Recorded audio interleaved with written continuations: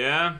Good morning and welcome to the third and final round of the Norwegian Team League. Today I have with me no other than the world famous GJ Asios. I don't have the DJ equipment today, so it would only be commentary, but yeah, we have Magnus playing. We do have Magnus playing, and he is playing no other than David Howell. His good friend David Howell. His good friend David Howell, who we can see on the screen right now, thinking.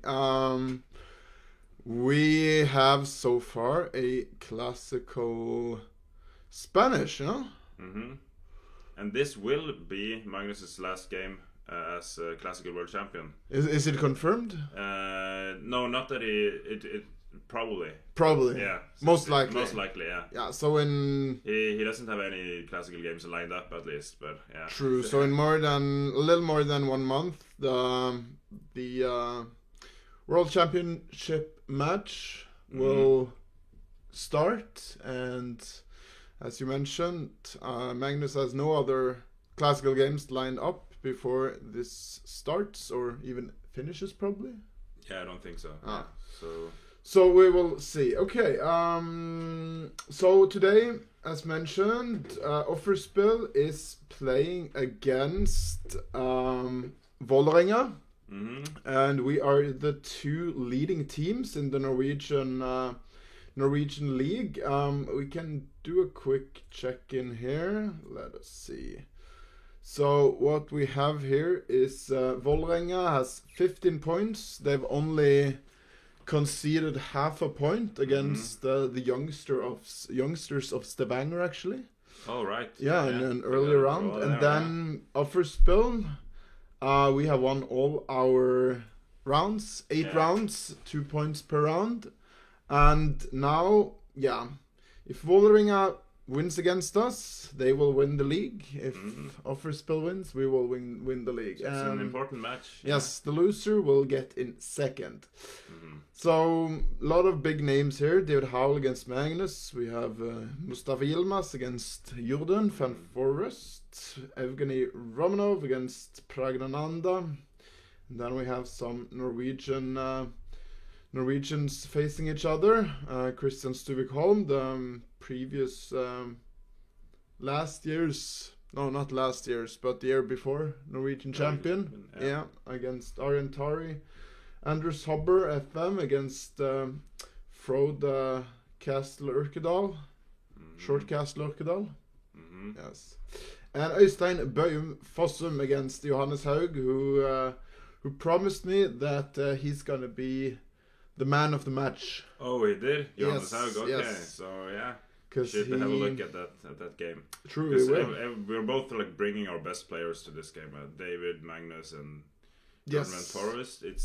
Is that the first time Jordan has been playing team match for us? Yeah. Yeah, it's the first time, and he did play very well yesterday. If you saw the game, I didn't see his game. No. He played Lars Oskar with black, all right. Which I mean, he's favored for sure, but still is black against a strong grandmaster, and that was a really clean game to me. He just got a good opening, and from there on out he just completely crushed him, more or less, like very, very clean. So I was very impressed by Jordan's play yesterday. Yeah.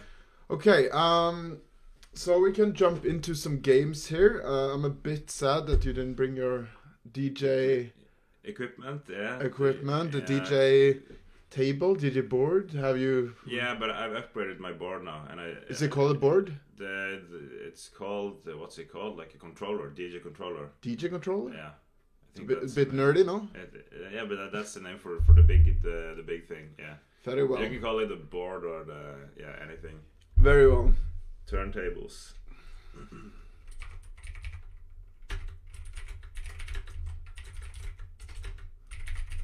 You can link so if you go there, and we can link it in the chat. That's the correct one. This one? Yeah, that one, and this one, and this one, and this one, this one, and just this one. Very good. Okay, let's see. David goes for e4. Magnus replies e5. Knight f3, knight c6. Pretty thick theory this. Bishop b5. David invites the Spanish opening. Magnus does not go for the Berlin with knight f6. No draw. He is playing for a win. Yes, so he goes for a6, which is the classical way of playing. Yeah. Invites some more, what can I say? More complex lines, I guess. Yeah, than some heavy theoretical lines there. So knight f6, castles, bishop e7, rook e1. Okay. So when I was, I had Jordan on here as a co-commentator on Friday. He was showing me some nuances here in the Spanish, like between, for example, the classical rook e1 and the a bit modern d3, which Magnus played d3 in this position with white against Levy. All right, okay. But with opposite colors. Yeah. But rook e1, he said, is it's a claim that instead of playing d3, you want to play c3 and d4 with tempi without having to play the pawn to d3 first. Yeah. So it's sort of that makes sense. Trying to play more quickly or more efficiently, maybe. Yeah. Whereas d3 immediately, that's like you just protect the pawn and then you still play the same. It just take longer because you're gonna play c3 but no, you don't necessarily need to play on the c3 plan, but usually you do. But you saw Magnus, he did not go for that. He went for like knight here, lots of stuff, and then knight over here, here. Yeah, that's a classical. Okay, so rook e1, b5, bishop b3 has to be played. Okay, castles. I think castles, this is inviting the Marshall gambit. So say after c3 here, I think it's the d5. Right. Yeah. And then you get... this is actually on the board. So they played this? Yes. Yeah, c3, d5. So d5. we have the Marshall attack. Yeah. The Marshall attack or Marshall gambit, I don't know. It's a pawn sacrifice. But it's supposed to be quite healthy. So takes... Now knight takes e5, knight takes e5, rook takes e5. And Magnus goes for a sideline here. He doesn't go for c6? No, so the classical is c6, then d4 or d3, both are playable. And then typically bishop d6, rook e1, and then you go for this queen's kingside attack. I mean, you don't really mate your opponent, but it's a bit uncomfortable. Definitely uncomfortable for white. You have this, but then there's this. So black claims that even though I'm pawn down, I have some compensation, I have some activity, kingside attack, stuff like this. But in this position, he goes bishop b7, and this is something else. I mean, I'm not very well known with this, so let's try and think a little bit.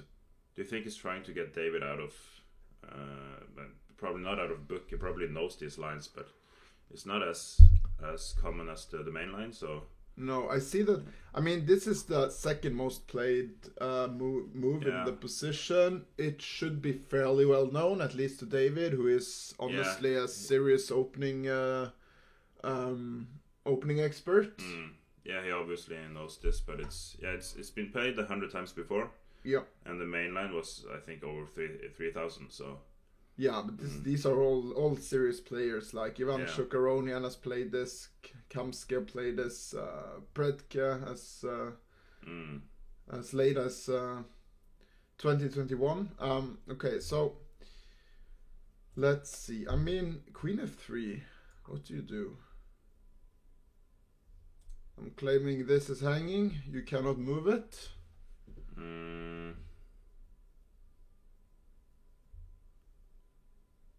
Yeah, what do you do?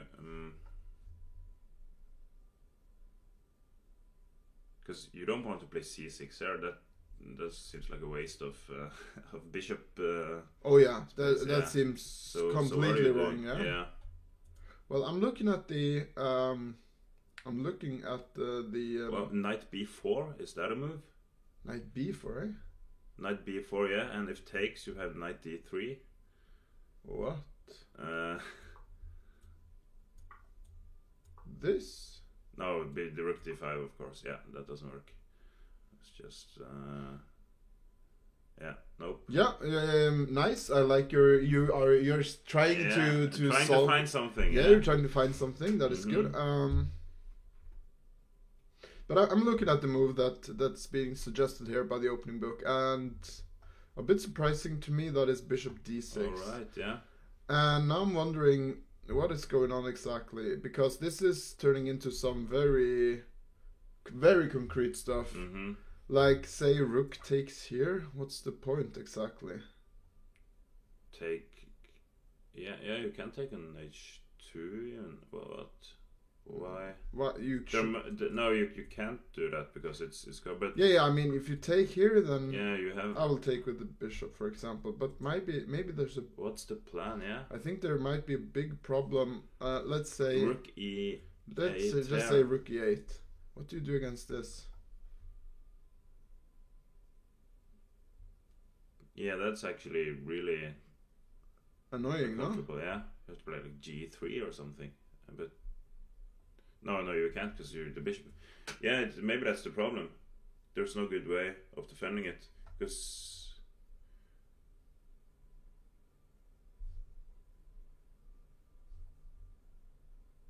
So apparently, rook e1 is not rook e8 is not the correct move. That should be a draw, but apparently black is winning if he can. Also, rook e8 is a draw, and queen e7 is winning apparently. Yeah, this is deep stuff. Same plan. But okay. I think maybe the thing is that after rook e8. Yeah. No, I'm just thinking. Because I just saw like king f1. Yes. But now queen e7. What's the difference when you play queen e7 first? Is it a thing that you just play queen e3 and defends it? Because what's the plan here? There must be a reason why this is winning and the other is drawing. Yeah, this is goes over my head. When you're supposed to do the A rook, is that the difference? Oh wow, the F rook is drawing, but the A rook is winning. Wow, that's pretty funny. So that's why rook E8 was drawing. Okay, so that's the. But why did you need to move the A rook? I don't know. Maybe there was some line where the A rook is hanging. Yeah, that's right. That could be actually because you're gonna take this either way, and then if this rook is here, then this rook is hanging, right? That's probably okay. So this is complicated stuff, but it has been played before, so yeah. This has actually not been played, but I'm wondering. Yeah, because that's losing. Yeah. So but why is that so bad? But then there's bishop takes d5 apparently. So this is the only correct move. Wow. Okay. And here we have c6. But David is thinking though. He has been thinking for a long time. I mean, this is really sketchy stuff. I mean, because if you knew about this position, you would play it instantly because it's the only. Yeah, I would guess. It's the only opening. Only thing. Wow. Okay, so here we have position with pawn down, but it looks like black is doing kind of fine because of the bishop here. And it's kind of hard for me to claim that this is okay for black, but I guess it should be. Maybe. Yeah. The bishop looks kind of weird on b7. Okay, so this is hanging now, so maybe g3 is necessary. Then, yeah, okay. So maybe these guys are very slow to the party, and therefore you get some extra tempes, like b4. Yeah, but you need to be quick, because it only takes like 3 moves for white to get back into the game, so... True. It's the thing that you know. This is... Rook c1 and knight c3. And then you're back. Yeah. I don't know. Okay. Interesting stuff, though. Yeah. And David has been thinking for, at least 5 minutes now. 10 minutes. 10 minutes. 10 minutes after Bishop e7. So he must be, maybe he's not so familiar with probably not variation. Dude, look at look at his posture at the board. Yeah. He's having the big thing. Oh, the thumb thing. The thumb thing, yeah. After 10 minutes going into the thumb. You should do it like in portrait, yeah. Yeah. Like the thinker. Like look at this and then do this and look this way. Then we get the triple thumb thinker. The triple thumb thinker. Yes. Alright, yeah. And then further like this. There we go, yeah. Exactly like this. Yeah. Oh, he made a move. He made a move, and after thinking for 10 minutes, having the deep think. Okay, he goes d4. So I was looking, or we were looking at the queen f3, which seems very kind of critical and very tactical, very concrete. But then he goes d4. Oh, so he doesn't go for the yeah, and now the extremely concrete variation. Now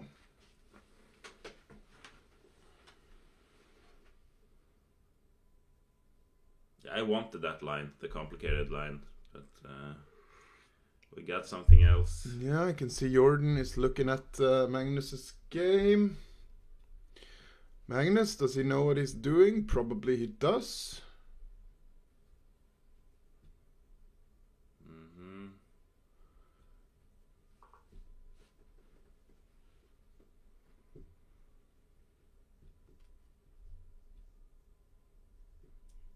David's initials DWL covering all possible game outcomes. Yeah, he was meant to play chess.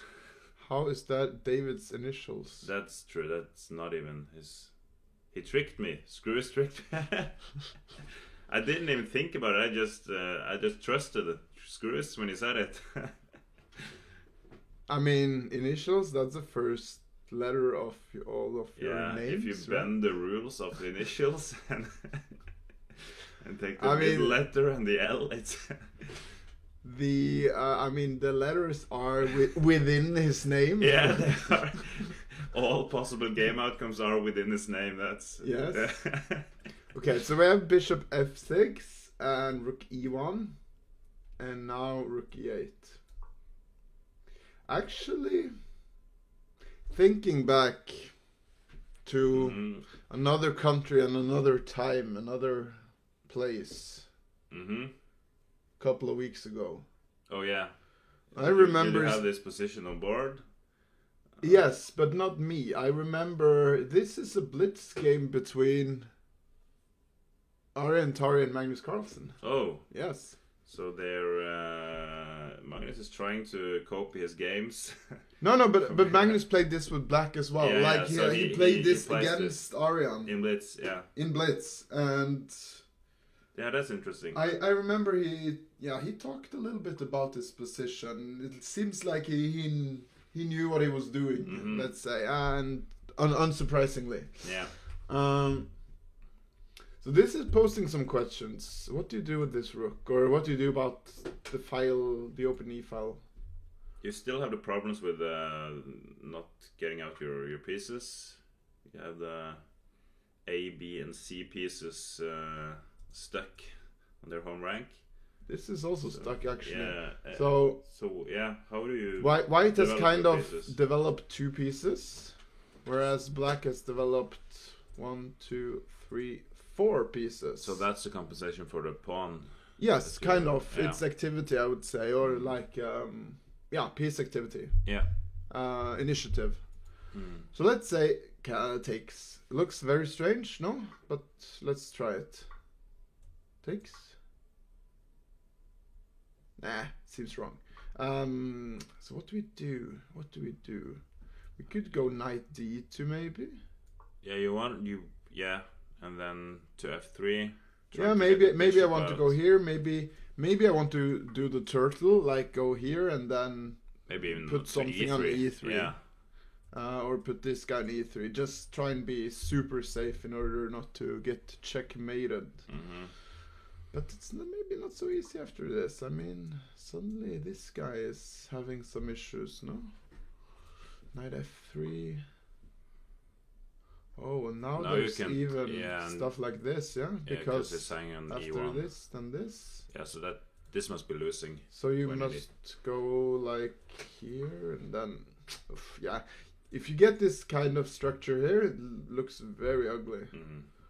But it has been played before. I'm surprised. I just assume that these positions are losing when you have a knight on f4 and an open g line. Even with good results for white. Yeah, 2 wins for white and a draw. Yeah. Wow. Okay, that's surprising. It is. I wouldn't like that with white at all. What? I agree. Strange stuff. Okay. What else can we do? Like I see. Like bishop d2 seems very strange, no? To go bishop d2. Yeah, it's like do you even develop this piece, or what is this piece doing? Maybe it's just defending e1. Yeah. Getting like connections between the rooks when the queen and knight comes out, and yeah.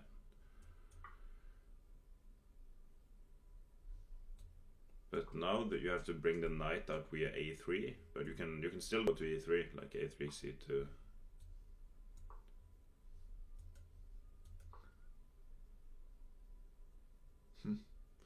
What is a bit worrying to me is that I feel this can quickly fizzle out into just trading off all the major pieces and then black's a pawn down.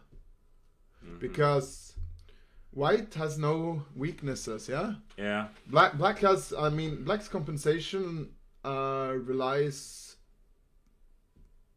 solely on him having activity or like development. Yeah. So black needs to get something out of it before white has before white pieces out. Yes, before white can consolidate and get his pieces out and then have a sound structure.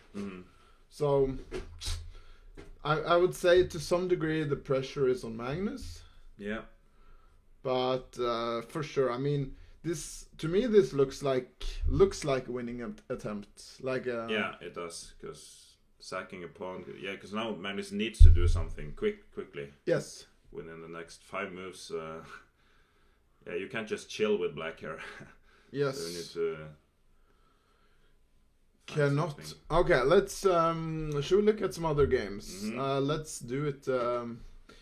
Let's go to the second board where we have Jordan playing with the white pieces against the Turkish Grandmaster Mustafa Yilmaz.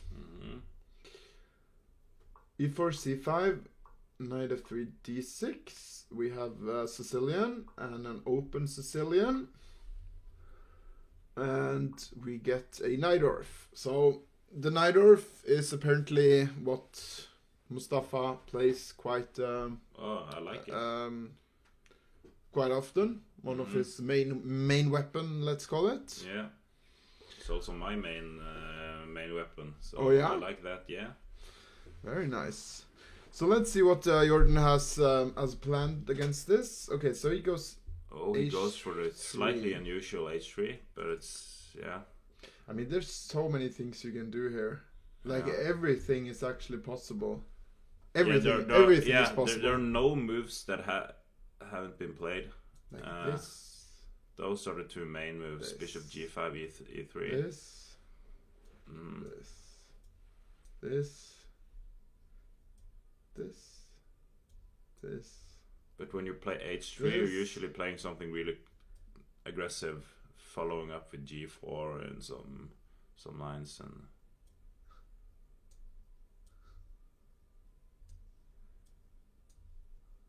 Yeah, rook g1 is also one of those really aggressive. All of these moves are actually playable and probably decent. Yeah. You need to know what to do when you're playing the knight with black. Yeah. Okay, so he goes for this h3 now, and Mustafa goes for e5. Very direct approach. I mean, even here. Again, black can do so many things like e5, e6, g6. Yeah, but I think C6. white has like g4. That's the plan in many of these variations, just to attack. But after e5, you have to. I feel like e6 is the standard response, but maybe e5 is. I usually play e6 against any line because I want to get in d5 later, and after e5 you're stuck. Oh yeah. Yeah, because this is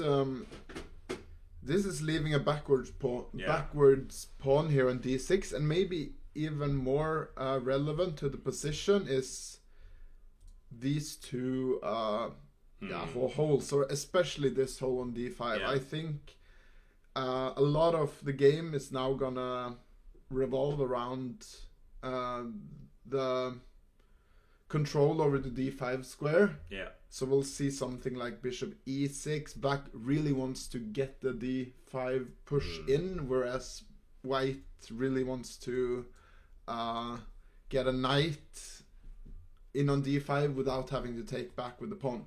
Yeah. So knight e2. So yeah, you pretty much summed up why I don't like to play e5 with black here and play e6. Yeah. So already here we can see this is eyeing d5, because you could go to either b3 or f3, but that would be such a far way, such a long way to d5. But from e2, it's only you can back two, it up. Two squares. Yeah, you can play knight d5 and then bring the other knight in. And yes. Yeah. Now h5. Oh wow. Interesting. Just blocking g4. I think that's just blocking g4. Very strange move to me as well, because I think doesn't white really want to go bishop g5 in a lot of these positions, claiming that this pin is very relevant. Yeah, but also when you play h5, you kind of reveal that you're scared of g4. Sometimes feel like, oh yeah. I'm happy when I play h3 and the opponent plays h5, because then it's like. Okay, so this is apparently just us being noobs because we don't know our theory. Oh, h5 it's the main line. The main line. Yeah. But still, I mean, it's a weird looking move, but it's probably just to prevent g4, I suspect. Yeah.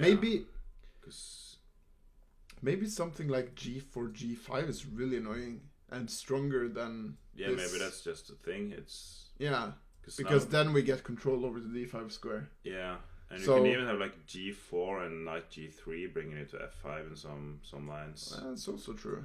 So okay, so you should avoid that probably. Makes sense. Knight d5. Okay, so he goes knight d5 immediately. That's a strange move to me, for several reasons. First of all, now it seems like you have to take, or else you'll get the other knight to c3. So it kind of puts pressure on. Well, it kind of forces black to take, in my opinion. I mean, I wouldn't like knights. Okay, what about this? Okay, pawn? It's hanging on e4. Is this free? Yeah, I didn't even think about that being an option. Yeah, that's the first thing I want to check, because it's like it reminds me of that trap in the what's it called, the dragon trap, where you played knight d5 against g6 and it's just losing. Maybe there's something similar here. Shouldn't be, I think. There's almost only draws in this position. So yes. Maybe there's just a draw line here. Yeah, but maybe black is happy with that. Who knows? Yeah, but what is the line? Is there something that really can create drawing line? Like so this is a big threat, yeah. So knight d7 should have to be played to prevent. I think it is bishop here and knight c7. Yeah. So knight here covering this square.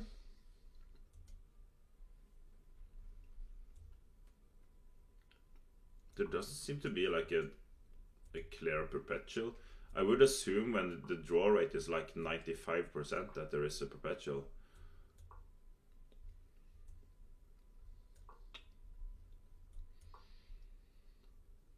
But there doesn't seem to be any. Wow, it's just a position that ends in all draws. I don't understand. Even this has been played, yeah. Yeah, me neither. Okay, this is a funny position. What? I don't know. Yeah. So we actually don't know why.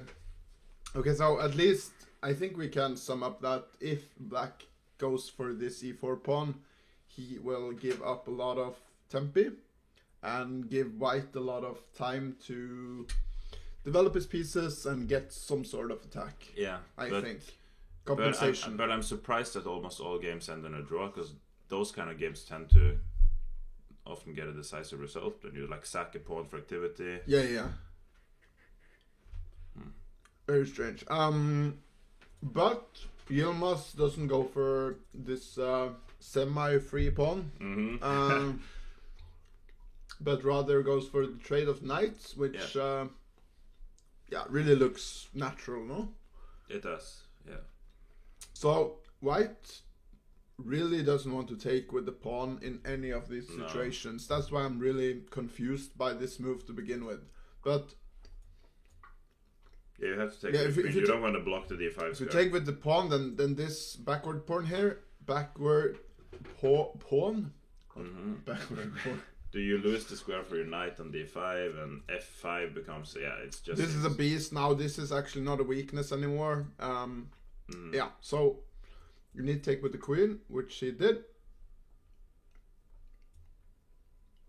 Knight c6, okay.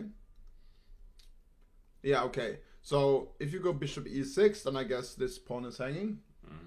So you go here first, now threatening to go bishop e6 probably. And you just go back. Yeah, and now you can bring the other knight in. Bishop e6. Knight c3. Rook c8. And now knight d5 again. And you get, so you spent a lot of time bringing knights to d5 in this game. Like half of the game has been revolved around getting knights to d5. It actually has. Okay, let's see. 12 moves. Let's see how many knight moves there are. 1, 2, 3, 4, 5, 6, 7. 7 out of white's 12 moves are knight moves. Yeah. And most of them has been like either moving knights towards d5 or on d5. Yes. So yeah. But I mean, okay. I guess if you take here and take... No, wait a second. Can you even do that? Well, then white has spent 7 moves losing 2 knights. Okay, that doesn't work. That's losing. Right? Unless... I'm just thinking of some, like, just take on b7, a6, and you have some bishop b5 things, but it takes too long. Yes. Yes, so yeah, you have nothing. So what's the plan here then? You need to take with this guy? Now... This is a big blunder, because this is actually trapped. It is. That's a funny way of trapping your knight. That's why a6 is a very bad move in the Sicilian. Yeah.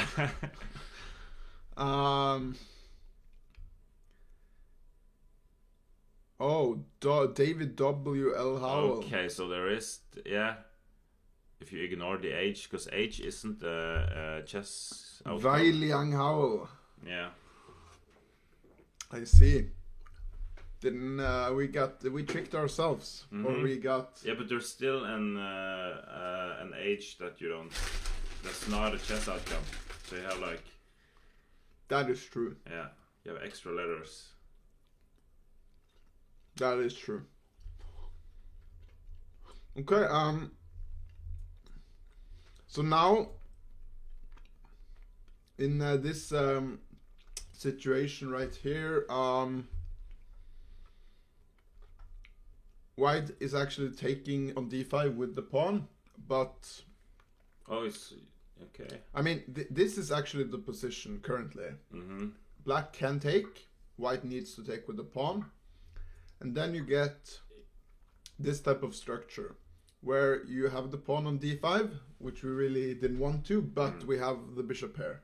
Yeah. So the question now is the bishop pair enough to continue fighting for an advantage? And I think maybe it is. The black's bishop is also kind of stuck in there. It is. So, yeah. Seems to have more activity. So, the engine gives this like 0.0, saying it's balanced, but by no means is this a draw. I mean, it's a lot of play left. Yeah. It's just balanced. Yeah.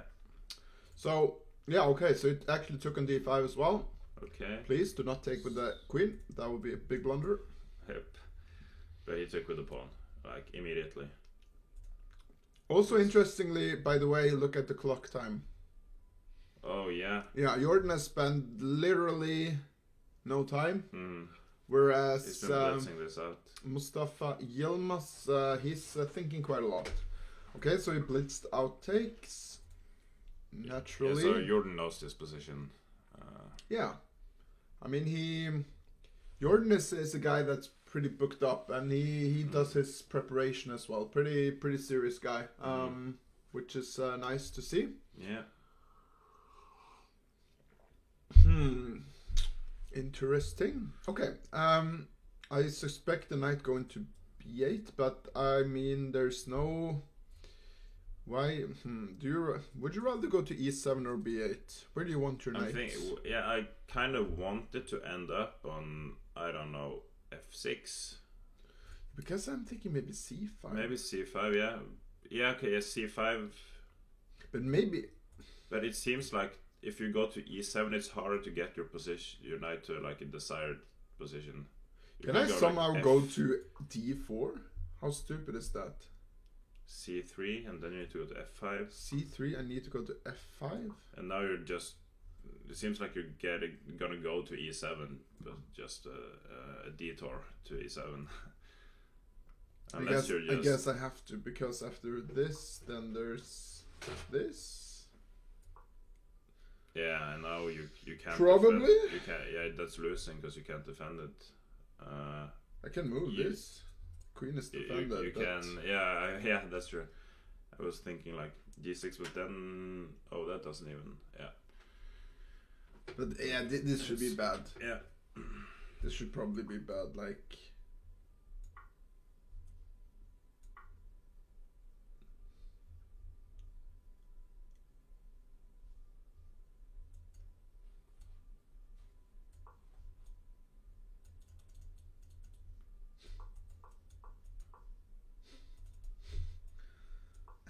Oh yeah. So the knight is going a long detour after d4. Long stroll. Yeah. So Sunday stroll, like a good Norwegian. Oh yeah. Yes. I think b7, b8 seems to be the move, just because you. Yeah, it's easier to get it to a nice square. Yes. After b8. And it seems like this guy is a bit in the way of the other pieces, like this blocking both of these guys.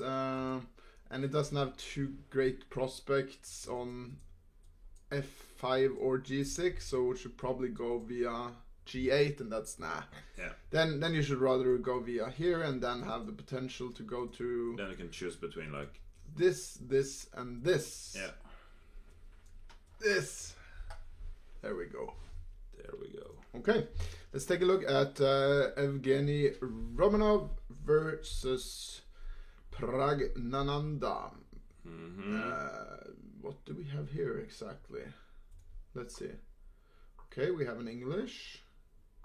Nice. Bishop c5, eh? So the main move here is d5. There's also other options like c6. There is knight c6. But Pragg goes for bishop c5. This is like how we used to play when we were young. I feel just like, then standard moves, bring out the bishop and knight. Yeah. Yeah. Knight c3, very logical, natural move. Now c6. Okay, so very well. Gonna play d5. Yep, hints at playing d5. e3. Bishop b6. Bishop b6. Deep stuff. So by going e3, white is hinting at going d4. So maybe just move the bishop immediately in order to get it out of the way. But then what happened after d4? Well, luckily he played d4, so we're gonna get our answer for that. Takes. And now d5. Now d5. So if you play d5 immediately, there are probably some nuances. Yeah, probably. Okay, so takes. Knight takes.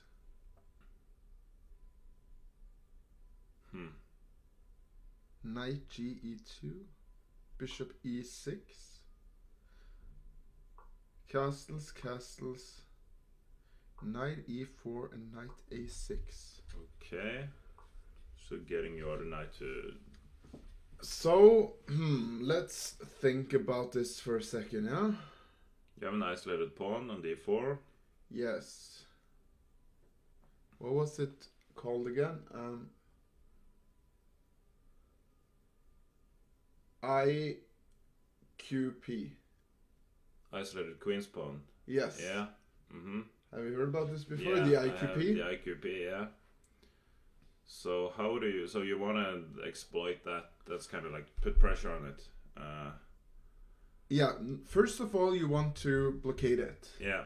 And the pieces you want to blockade with is a knight. And luckily for Pragg, he already is blocking it with a knight. And...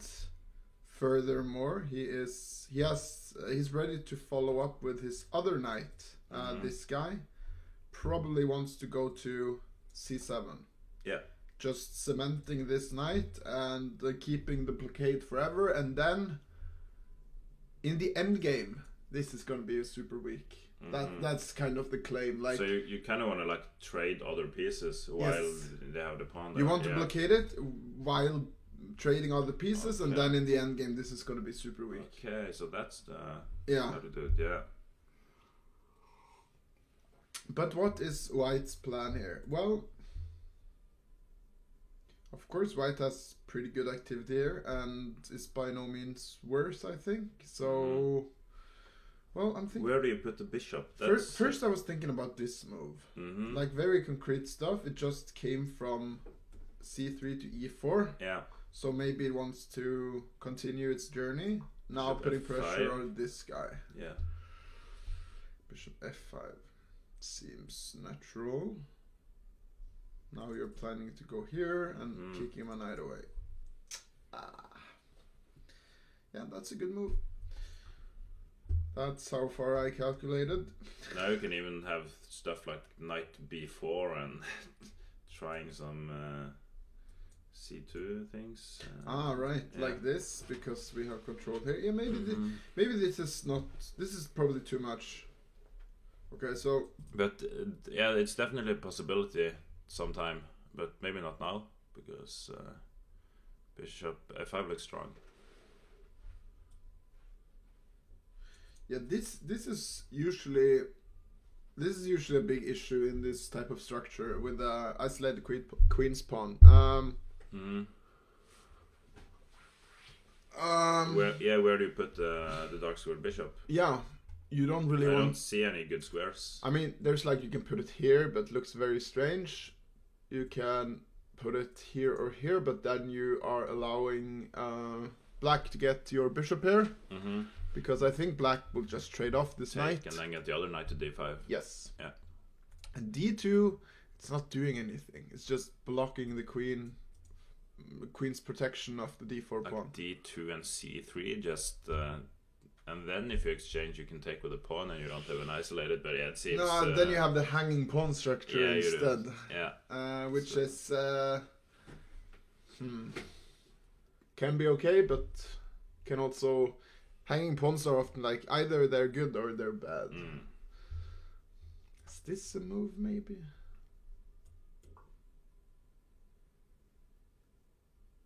Maybe this is a move, yeah. And then if black's not gonna take, but if he took, I think you'll take back with the pawn. Yeah, you need to. Yeah, because if you take this, pawn. then this guy's hanging. So you take back like this, and now this guy has prospects. Finally, you can go to a3 actually, which is a decent square because it's it's fighting for a lot of these very nice squares here. Yeah, this looks good. So. Yeah, but black is not gonna take.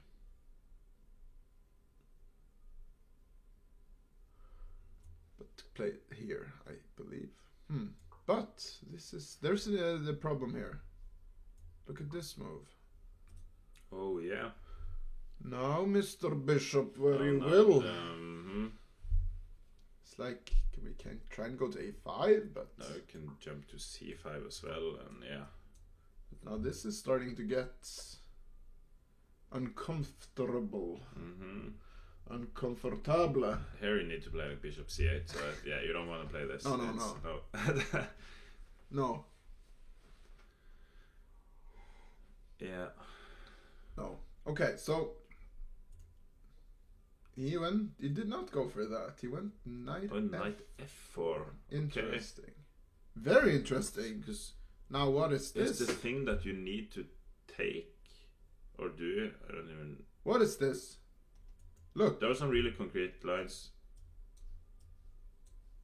This guy is hanging. Is white sacrificing a pawn here? Sacking the IQP. So takes. Takes. This guy is hanging. Okay, think? First of all, finally this guy gets out and to a good square. But what? This is hanging. Takes. Oh, the rook maybe takes and the rook's now. So is it just activity? Like takes. Maybe you can. So now it hanging on b2 as well, but then b7. Yeah, so it's. What was that sound?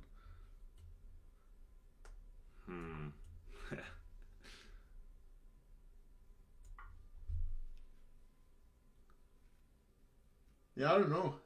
This is hard to evaluate. I feel like white is doing fine, but maybe black is doing fine as well. Yeah, it's.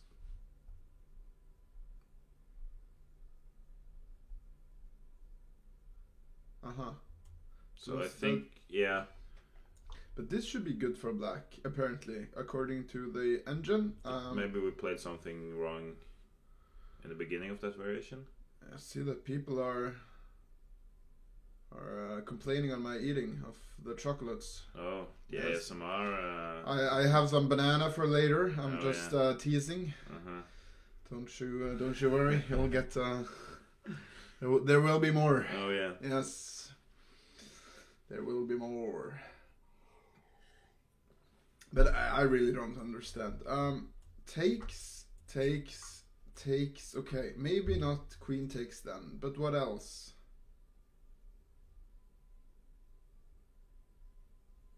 What else? Yeah, what's the... like YOLO? Try and mate? Just gonna mate, yeah. That's a plan. I mean, it's usually my go-to. If you don't know what to do, try mate. In bullet, definitely queen h5.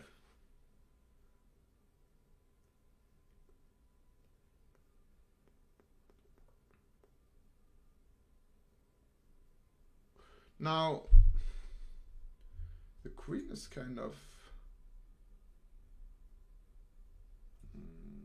I mean, So let's cheat here.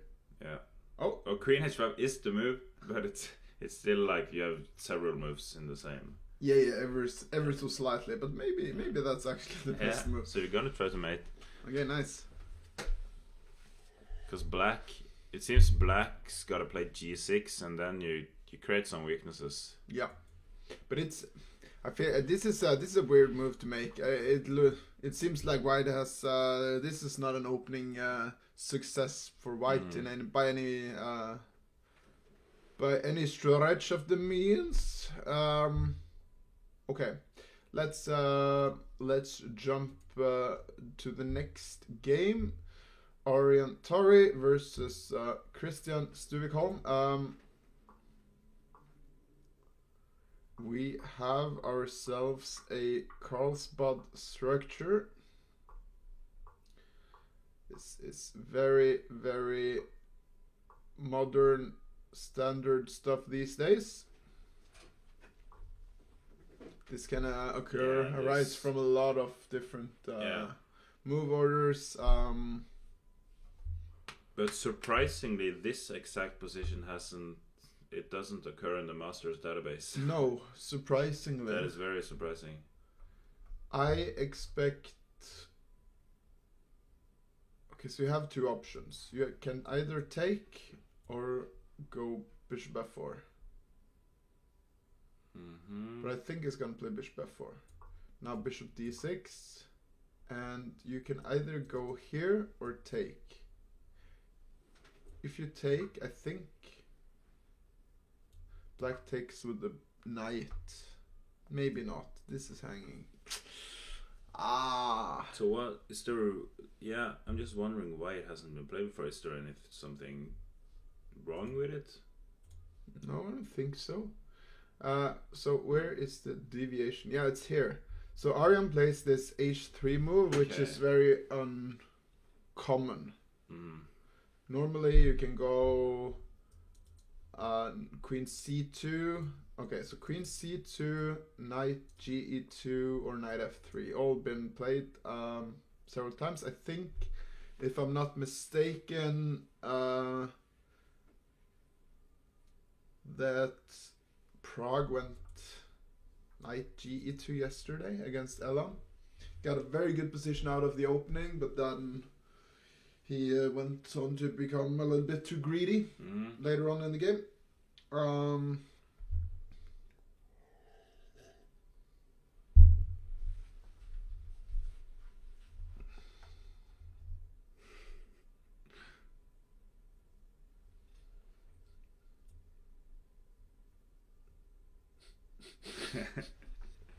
Yes, that's funny. Okay, so h3. I feel like I've seen Arian play this before. I'm not sure. Maybe it's a blitz game. Okay, so c6, queen c2, knight e4. But this should be in Arian's on Arian's radar. It's very concrete, like 94. Now you need to, But looking at the time, Christian spent actually 20 minutes on this move. 20 minutes on that, yeah. Yeah. So it's probably a new position, and you had to calculate all the concrete exchanges and stuff. Yeah, probably. This is going to be played. I'm willing to bet. I'll have some of those crunchy. It's not crunchy. There's some crunchy, but gonna make some ASMR sounds and the mic as well. Yeah, let's do it. You ready?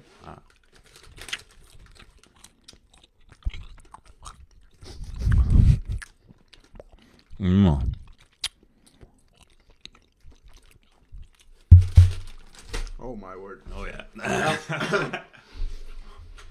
Cool. Bishop f4 just been played. Oh yeah. He played them, keeping the bishop. This guy is currently under pressure. Bishop f5. Okay, makes sense. Oh yeah. So defending the knight.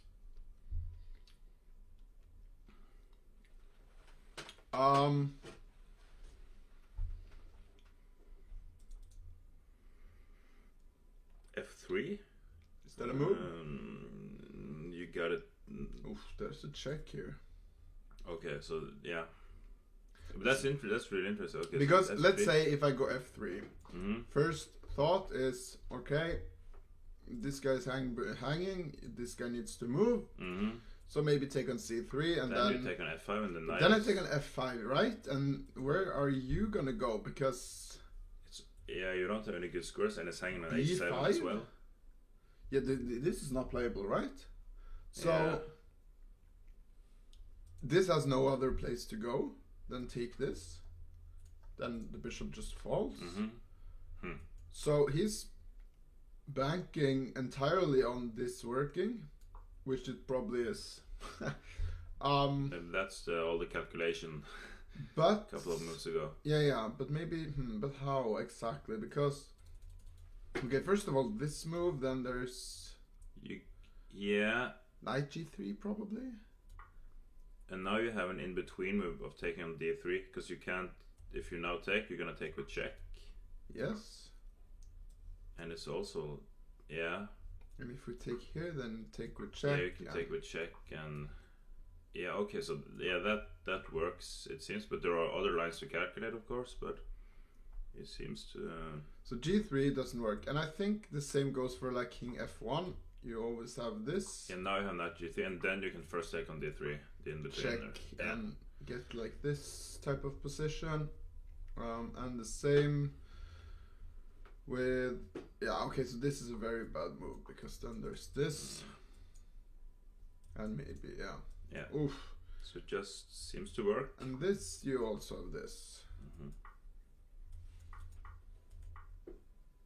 Okay, so that's probably the reason why this or f3 is not just winning, but probably I don't know if losing is the correct word, but it's not the best move. Should we cheat and just play f3 and turn it on for okay?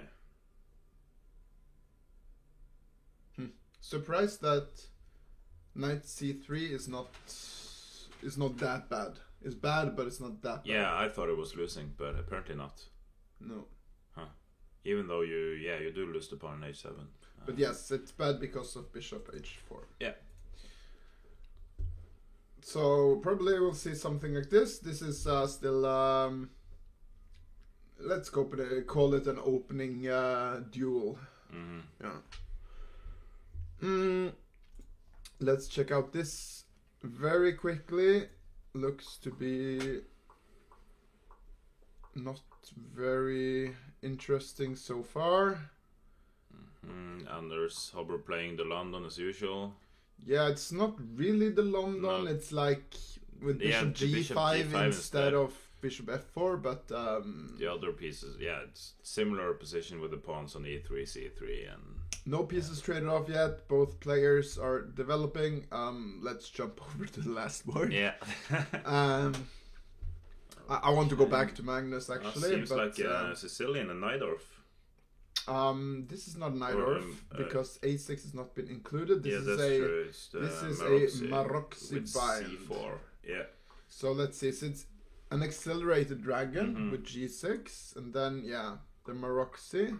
That's with c4, getting this very good central control, but black is banking on the fact that he will have this very good bishop on g7 and can try to attack the center via the flank later on, like through some sort of a6, b5, or through good piece play here. Yeah. Okay, this is a good position for both players. I think this type of position is hard to play for both colors. I usually like white in this type of position, but it's a tough position to play. Yeah, it's a lot of theory and theoretical battles there. So yeah, and there's a lot of there's always a lot of tension around this d5 square, because you kind of want to put a knight there, but you kind of don't. Yeah, it's like if you do it at the right moment, it might be really strong, but if you do it at the wrong moment, it's really bad. So that's true. It's kind of hard to find a concrete plan, so you need to go very slowly and steadily ahead. Yeah. Okay, let's check out the world champ ever so long. We're back. Let's see where we left off. We left off here. Okay, no. So we didn't see the exchange of rooks, did we? Oh, okay. Look at the time. Okay. So in this position, David Howell had spent 10 minutes for the game, and now he took the rook, and after he had been thinking for poof. Oh wow, half an hour. Oh, 30 right. Pretty 30 close minutes. To 30 minutes. So he can't be in deep book theory here. But no. It's also just And this is also this should not be the best move, I think. It is a move for sure, but it was like the first move we actually checked, and I just concluded after queen takes that why would you do this as white? It doesn't seem necessary. Yeah. So I'm a bit confused. But now you need to start getting your pieces out. So yeah.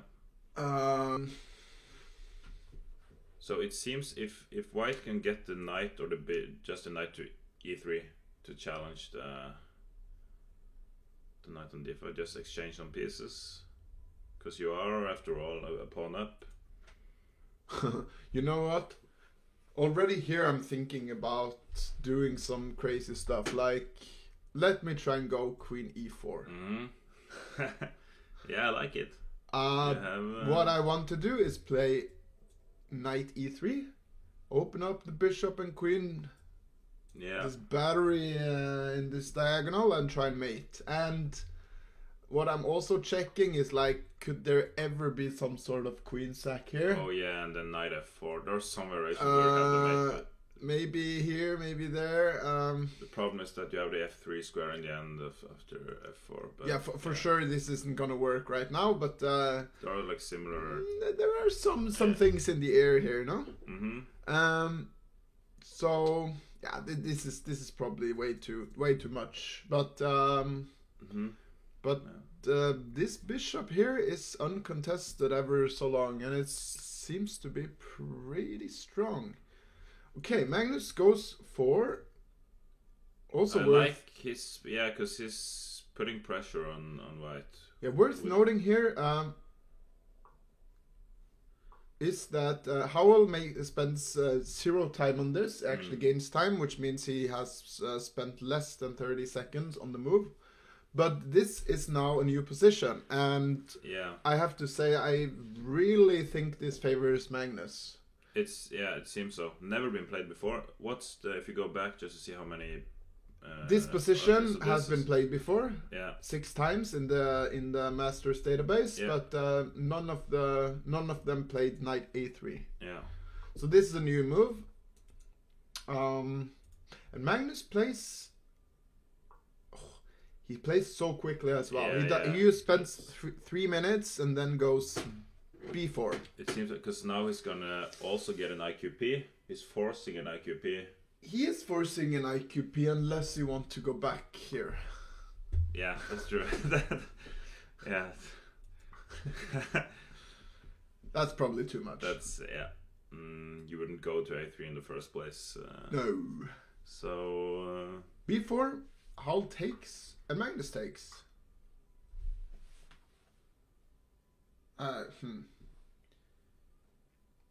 Now I honestly think this is the threat. Black is threatening to go queen e4 and do this.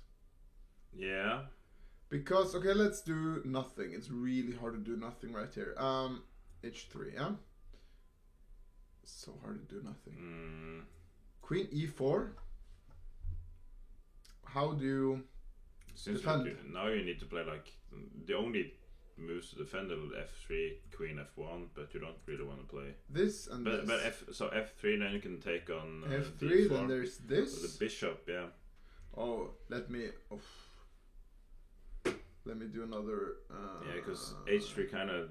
Yeah, you don't want h3.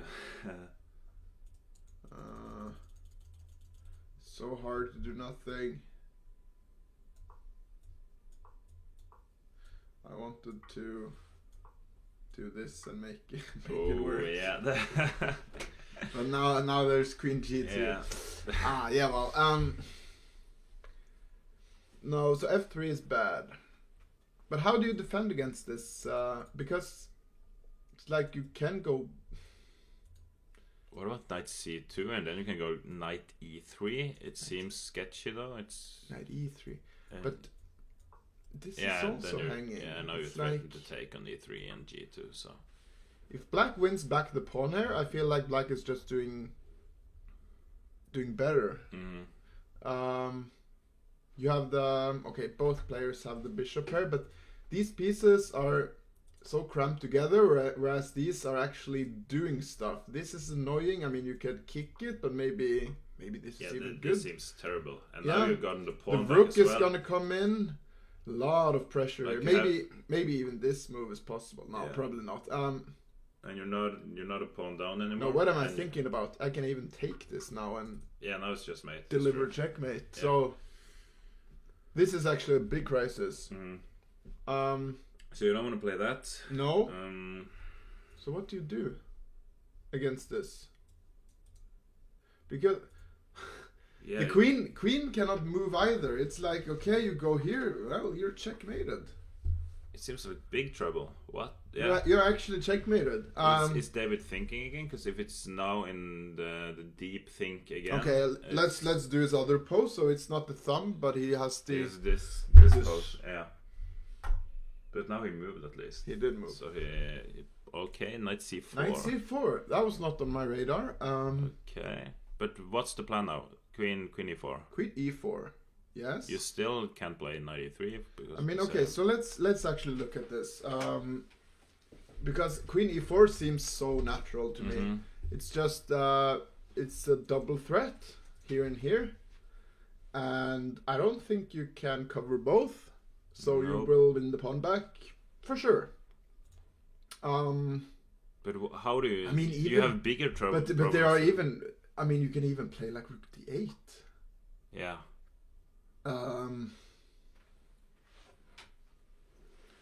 Oh, that's David and Magnus' game is still following a blitz game played on leashes by random people in 2020, but that was probably like 15 minutes ago. So then we had the more common position. So. Let's see though. Yeah. If you go back just to see when they deviated from the leeches database, because you often. Okay, yeah, this. Okay, so b4, that has never been played in master games, and played by random people. It's knight c4. Knight c4 has never been played, but until this point, and black has won those 2 games. Yes. Interesting. Knight c4. I think we need to look at this. So d5 is a move, but I'm not sure what it accomplishes. If you now take with a bishop, maybe it can accomplish something by doing. Oh yeah, because now you don't have the. That's true. You get the bishop to d5. Yes. So now we're actually attacking this while defending here. Yeah, that's interesting.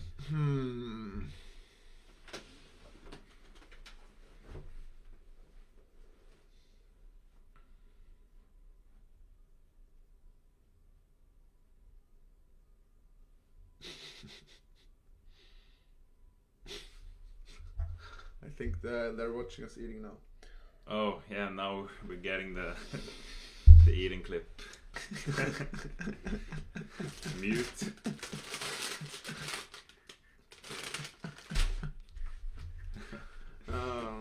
Too good.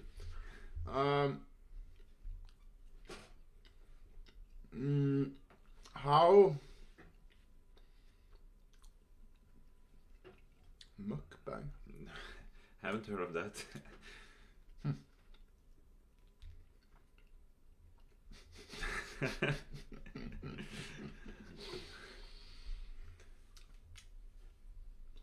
Maybe D5 is smart. Okay, let us have a look. What about this move? Maybe you still just go here, yeah? Yeah. Yeah. What about this move? Knight e5. Yeah, let me try knight e5. Because now knight e3, obviously, I just take with the knight and then go queen g2. Yeah, that seems to be... now I have a lot of tricks. I do have a lot of tricks. Tricks. Like knight f4 is... Tricks of my sleeve. Knight c3 is just...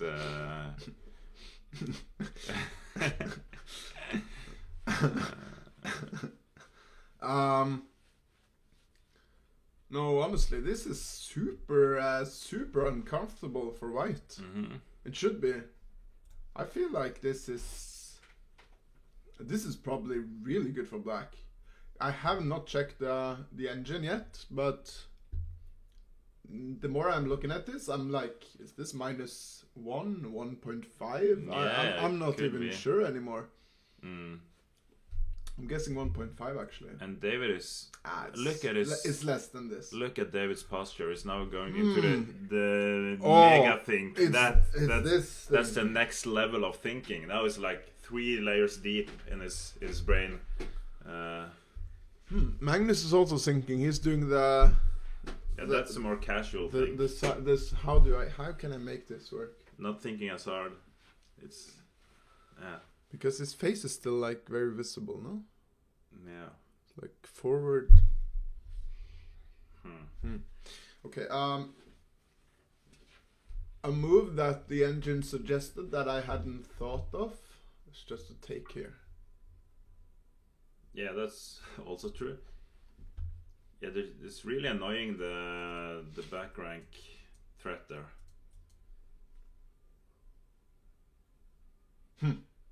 No, Magnus is doing very well here. What was the point after this exactly?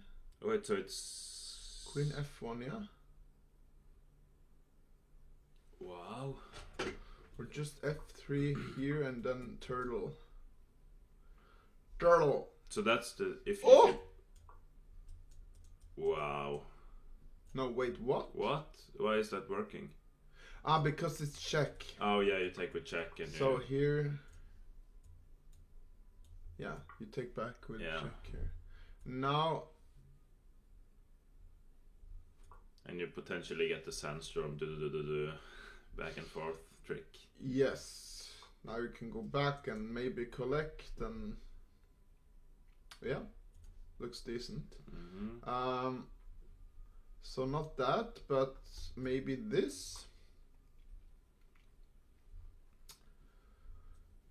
And now for my final trick, just take, I guess. I don't know. Black should be in the driving seat. Yeah, but it didn't seem to be that. Like I thought it was just completely winning, but it's not completely winning. So Queen f1 is. But practically speaking, black should be better, no? Yeah. But was Queen f1 the only move that didn't like lose almost instantly? No, f3 looked like it was playable as well. Right. But let's have a think for a little while longer.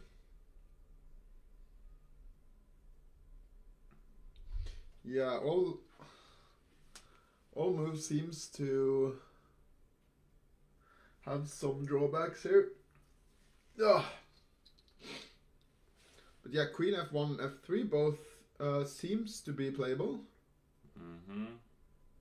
Oh, but this is so uncomfortable.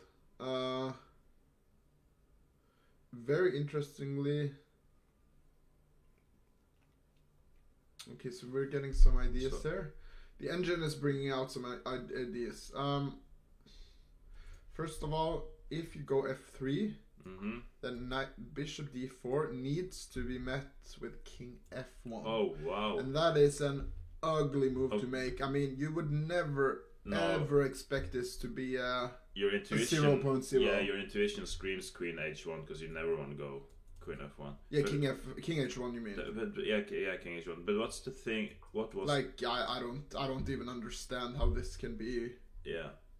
Remotely good. That's just like computer things. Yes. By playing, I can't imagine any human being playing king f1 unless you just realize that king h1 just loses. But no, this seems over. You can play this with white. I mean, the computer says it's okay, but I mean, you're humans. I can, you don't understand. I don't know how to because you're threatening mate on f2 and you're gonna take an h2. It's I don't know how to defend. It's like, okay, maybe this is possible somehow because this is hanging. But I mean, come on. Yeah. You really don't want to calculate this. Nope. I mean, you'll stop after. Yeah, you will stop the calculation after here. Yeah. It's like, no, I don't want this. Yeah. Because okay, maybe you can go here.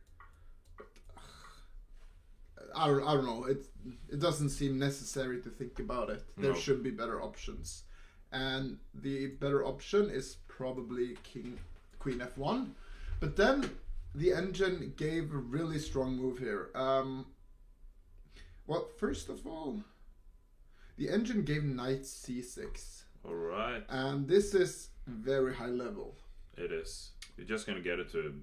You just want to take d4 with the knight, and then pose some more threats. And if bishop e3, then okay, let's take the bishop here. And these bishops are, they are very annoying. Crushing. Yeah. Very annoying. So this position should still be balanced, but and white pieces aren't really doing anything; they're just defending. Yeah. Well, I mean, but you'll the get bishop them. And the knight as well.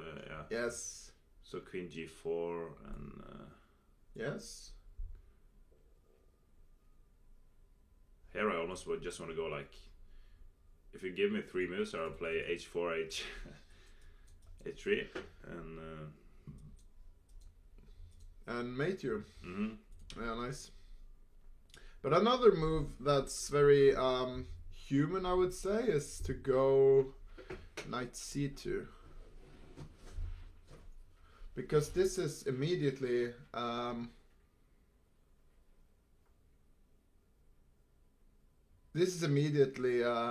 winning the bishop here, or should be, because rook b1 looks unplayable. Just take here, and you have this threat and this threat, maybe, some serious threats. Actually, maybe even this. Yeah. Now you can't take because there's some incoming mate. I just see people in chat asking about the boards. If you go to Lichess under watch and the broadcast and Norwegian Team League, you can see the. I can share the link yet again. So there we have it. There we go.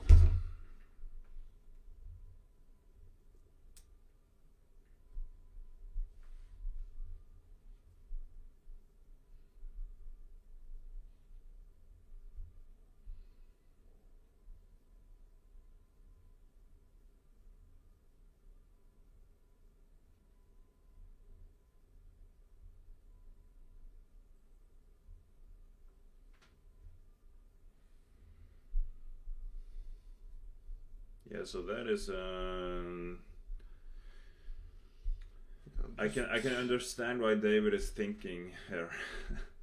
Yes, there is a lot of, he needs to defend a lot of things, and Magnus can just think of way to. Now Magnus is actually he's just trying to I don't know. He's probably calculating queen e4 and finding that white defends. Yeah, he's thinking about a lot of things here, but I think he's very he's looking for how to continue this game and get a winning chance. Yeah. Not just kill the game or like play it safe and win the pawn back without taking any risks. But I feel like he's trying to figure out how to continue trying to play for a win. And David is now trying to defend to not lose. Yes, of course. And you see David, he's very uncomfortable. He's sitting there. It's not like he's walking around chilling. He's actually under serious pressure here. So even though it's Magnus's time, he's really he needs to spend his time thinking, what should I answer? What should I do when Magnus plays his next move? Yeah, let's continue.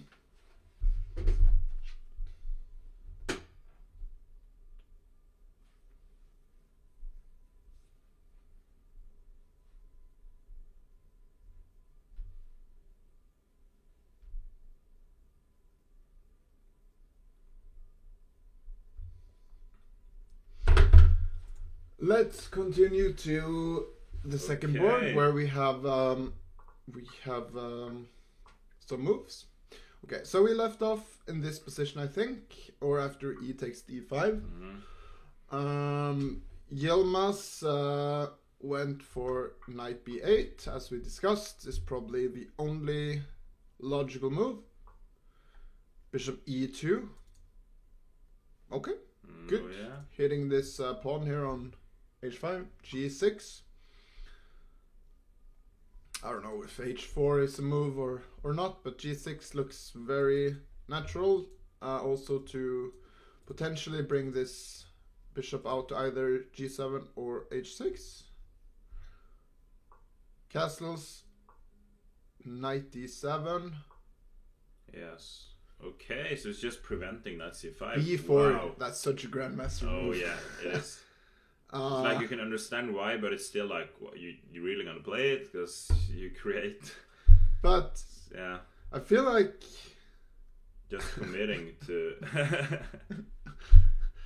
I feel like this is. It's one thing is to take away this square here on c5, but it's also. It's like just taking space, capturing terrain.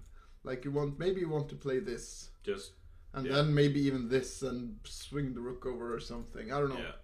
So bishop g7, logical. Now maybe there is some hitting the rook action going on here. Oh wow! And he's like, no, I don't care. Just taking C4. All the territory on the queen. Territory, yes, I like. Huh. Okay. And he goes for e4. He goes for e4. Okay, so this is interesting because this pawn is going to get weak for sure. How do you defend it after you have something concrete? I think you don't care so much about this pawn actually, because the thing you care about is the squares you get for your knight. So you want to go on c4 hunt.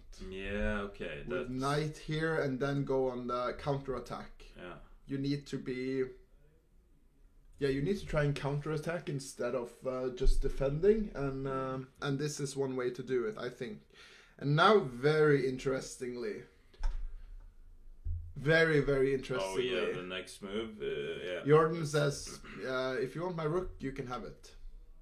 Yeah, because it makes so much sense now that black, you can just give up the rook.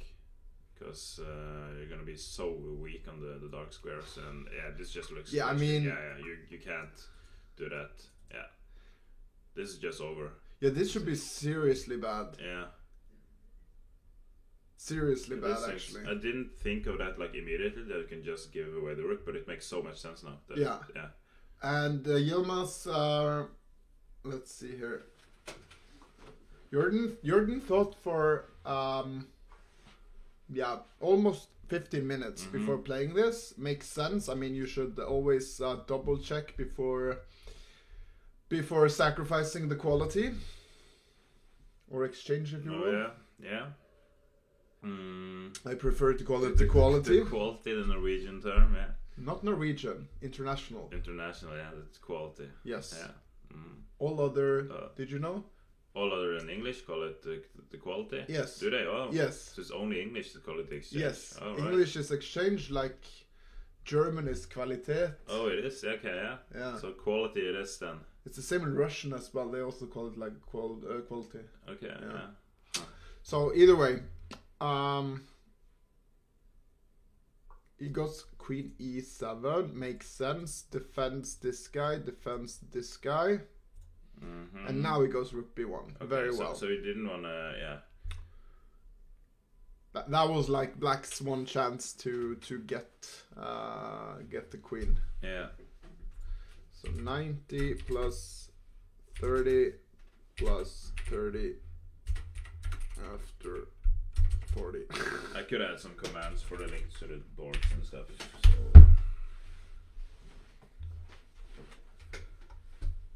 So. Castles make sense, and queen d2 also makes sense. So Jordan is up the bishop pair. I don't think the bishop pair is super strong right now, but it may be later. White has some space advantage, especially on the queen side with these 3 pawns. I think Jordan is doing very well here.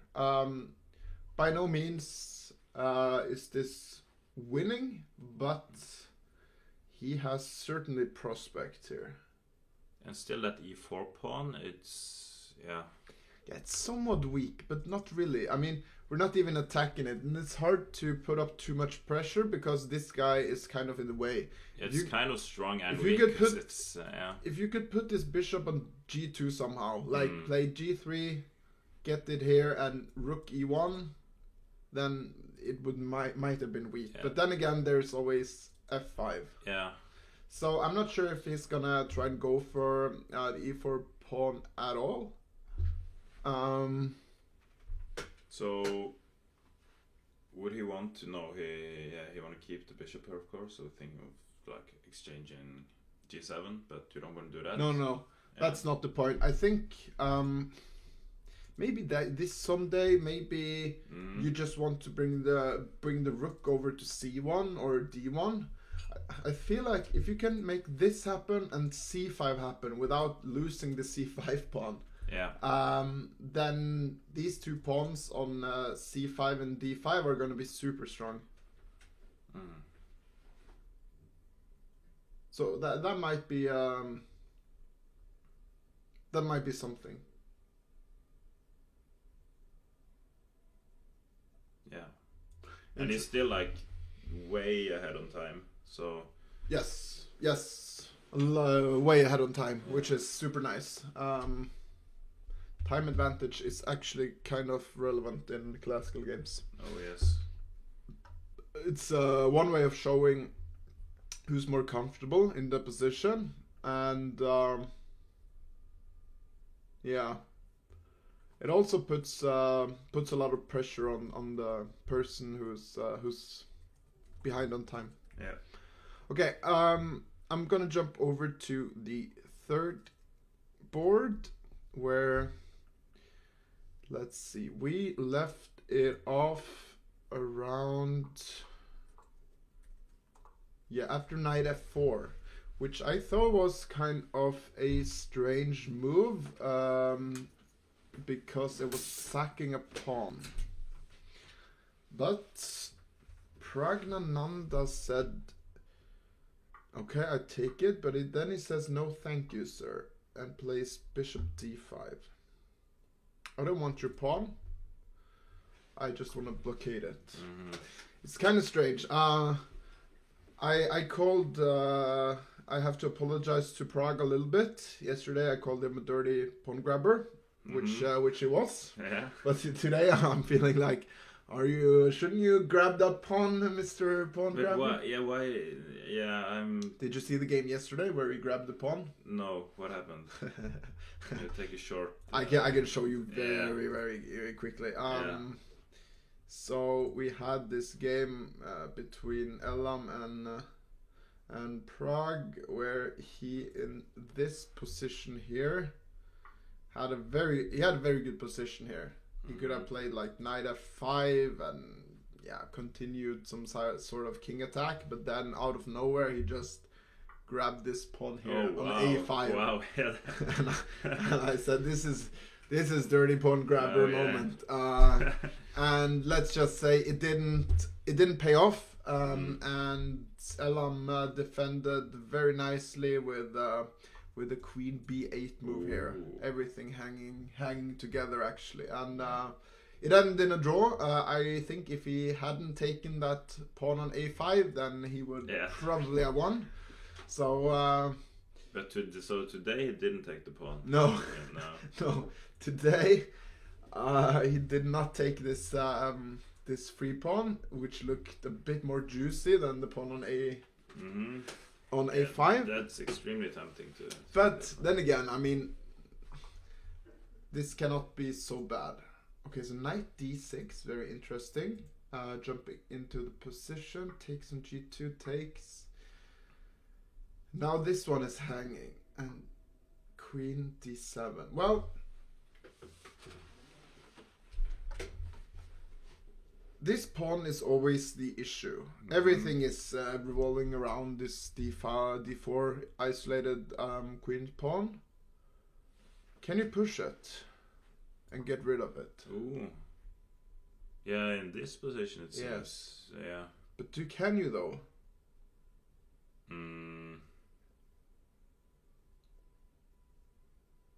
Maybe you can. Yeah, I can't see anything. Okay, let me try and be super cheeky, no? Here. Oh wow. Okay. So if you take here, I can take with check and then grab this. But I feel like this is not possible. I mean, if you go here, I will just follow up with f6. And now you can't defend your knight anymore. It seems weird that g5 should work, but also I can't find anything. I'm wondering if this knight e4. Yeah, wow. But then queen. No, oh wow, yeah. Now if you go here, then take here. Yeah. Yeah. If you take on d5. So this is a pin. But then there's some. Now both. I mean, this is possible probably, and this should be bad for black. This should be bad for black. Okay, so we solve this. G5 not possible. So question still stands. How is this? Maybe there's just some rook d8. And then you take with the queen, and you have it's pinned after queen and bishop. You'll get the bishop to c something, c7, rook c1. Maybe here, and on this we have this. Yeah.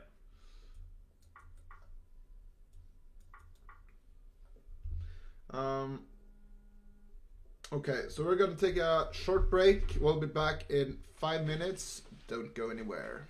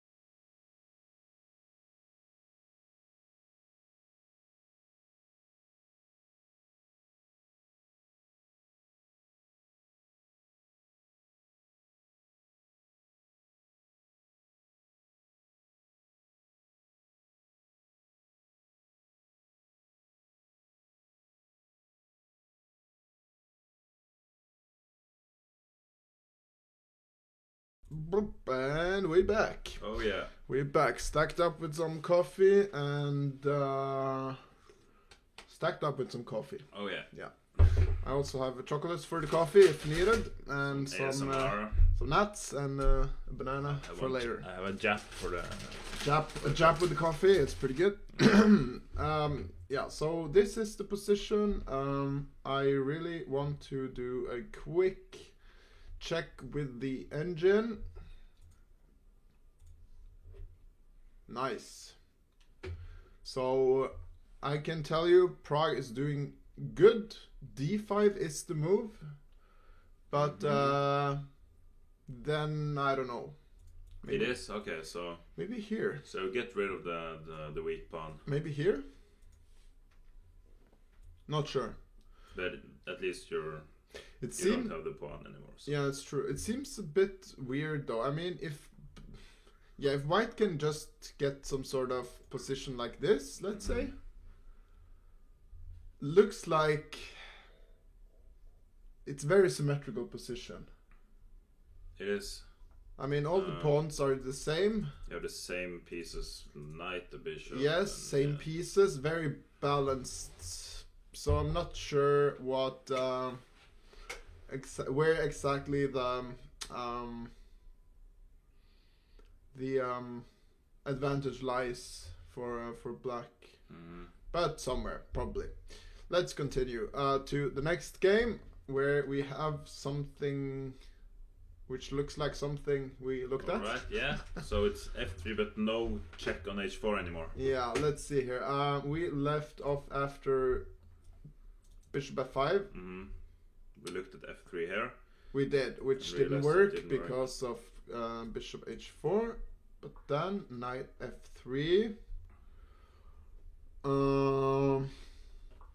Bishop knight d7 makes sense. Developing the knight, bringing it over to f6 probably. Now castles. Bishop f8. Yeah, also a logical move. Opens up for the rook. Maybe the bishop can come to g7 in the future sometime. Maybe not. I think it's mostly just to open up for the rook and maybe for the queen. Yeah, it seems so. You need to back up the knight. Now knight e5. Interesting. Again, putting some pressure onto this guy by removing the rook from the defense on e4. Also freeing f3. f6. Very... Oh wow, next. Yeah, okay. Oh wow. Yes, indeed. And here Arjan... He's going for a very direct approach here. Knight takes c6. He's sacrificing the whole knight for a pawn, but he's claiming that he will get it back somehow. But how exactly is he gonna get it back? Because if you take on, okay, you're gonna take on c3. Yes. And now f5. Yeah, you have to take there. Yes. Okay, so where's the knight going? It has one square and where it's not gonna get captured, and that is b5. So now you take on c6, and both knights are hanging. Yes, and we can't defend both, can we? As black, that is. Interesting. It feels... So is that... Yeah, if this works, it just looks extremely strong. Was that an oversight from Holm? Maybe it was. Maybe it was. Oh yeah, why can't he be just a pawn grabber? Why does he have to be a dirty pawn grabber? We looked at a similar variation earlier with knight c3 and knight b5, but then it didn't work. But now you have the two hanging knights. Dude, this is very strange. Knight takes c6. I mean, that would never have been on my radar. Nope. Never. It's because they usually don't work those kind of things. No, but no, now it happens to be a really concrete variation where you get it. But it's like, okay, why can't I take on d7 and do the same thing, right? But I think the problem you here... take with the bishop. No, you take with the queen. And after something like this, you can go knight d6, I think. And now the queen is protecting the bishop, and the knight is doing the same. And if bishop d6, then you have this intermezzo here. Hello. Yeah, maybe this is not good for white, or maybe it's okay, but it's not anything super good. No.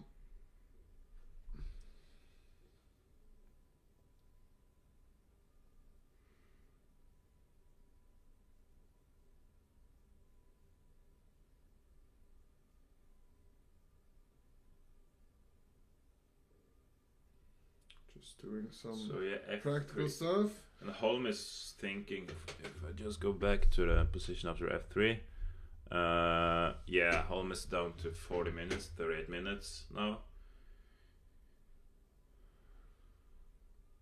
But you can't really do anything else either. But yeah, he probably just realized that knight b5 runs into queen c6, hitting d7 and b5. Or I mean, he must have realized it after it takes on c6, if he didn't before. Yeah.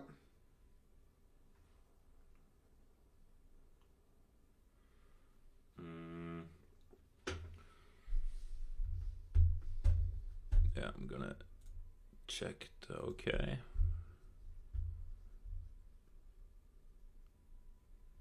Wasn't that crushing as I imagined?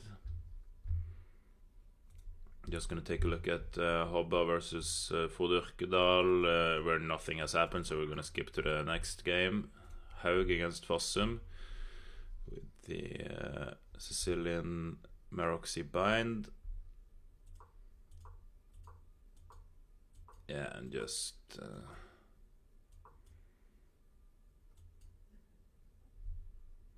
standard moves here as well, it seems.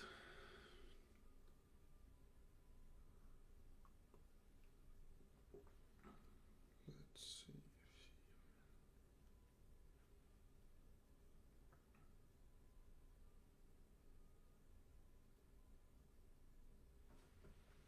Just gonna check David Magnus in the meantime. Do that. Where some things have happened. Okay, so we left up around here where we had all this variation with queen e4 threatening mate, and a lot of scary lines which didn't really, it seems to be defendable, despite looking very scary. But knight c6, the GM move. Okay, I'm back. Yeah, just taking a look.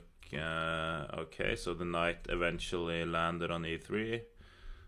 Now supporting both these pawns. Oh, okay, so he went for the exchange, which kind of surprised me a bit. I was imagining Magnus going for some attacks, keeping the pieces on, but yeah, I'm surprised by this development here. So if they exchange queens now, it seems so Magnus is gonna get the pawn on d5 because it takes time to get the rook out. So it's at least gonna get one pawn back. So maybe it just assumes that the endgame is slightly better for black. I really want to check what happened a little bit more thoroughly. So instead of taking this and instead of going queen e4, Magnus went knight c6. And this was, we were discussing this after here, queen e4, queen f1, then go knight c6. Might have been stronger.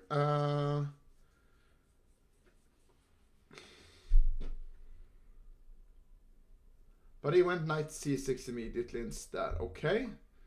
And Howell goes for d5. seems logical.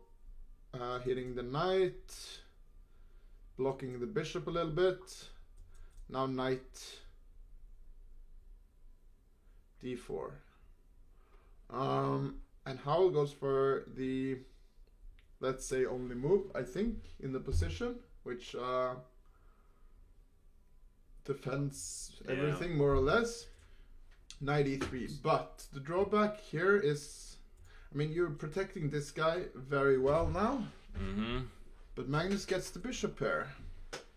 Yeah. But then I'm like, is this knight so much worse than this bishop? You kind of want more. You don't want to exchange. That was like my impression of this position, that you want something concrete. But Magnus is also very good at just changing plans if he can see that he can go into an endgame that he thinks is like better. And yeah, but it's strange to enter the endgame with a pawn down, yeah? Yeah. Which is what it does right now. Yeah, but it seems so. The pawn on d5 is, he can grab it. I think. But this knight is covering it, no? Yeah, but you're gonna get the rook in, and also it takes a long time to get other pieces defending it, because when you play bishop d2, when white plays bishop d2, it hangs on b2. Oh yeah. So how are you gonna? Now suddenly there's not. Yeah. We're pawn up actually. So white is still struggling from lack of development. Yeah, this is kind of strange position, because this knight is tied down to this, defending this pawn. This bishop is tied down to this pawn, and this rook is tied down to this pawn. So it's a really weird position, because it's an endgame. Like from the first impression, it looks like, okay, white is a pawn up, but white can't do much. Yeah, but then I'm like, can black do so much more? Yeah, because it seems so. Say you play rook d8, just the plan is to take the pawn on d5. Then you need to give up the bishop pair. But maybe. But because it seems like if you can take the pawn on d5 now, if you exchange bishop pairs, then or the knight for the bishop, like say h3, right? H3, yeah.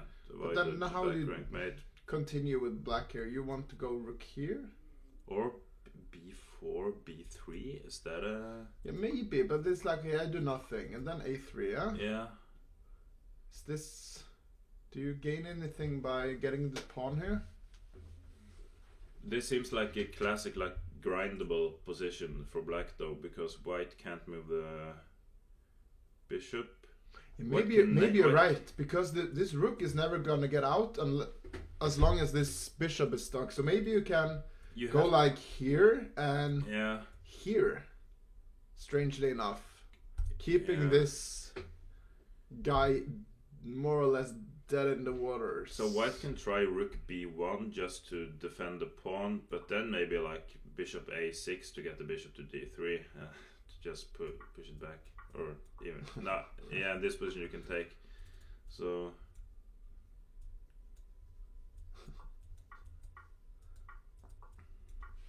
yay! I won it. Okay, let's see. So apparently David didn't like the prospects of taking the queen, and instead he went for queen c2. All right, dude. Have you noticed why this is completely winning for Magnus? This position? Yeah. This current position? Yes. After exchanging queens, or? No, after David's next move. Completely winning might be an overstatement. All right. But look at the time.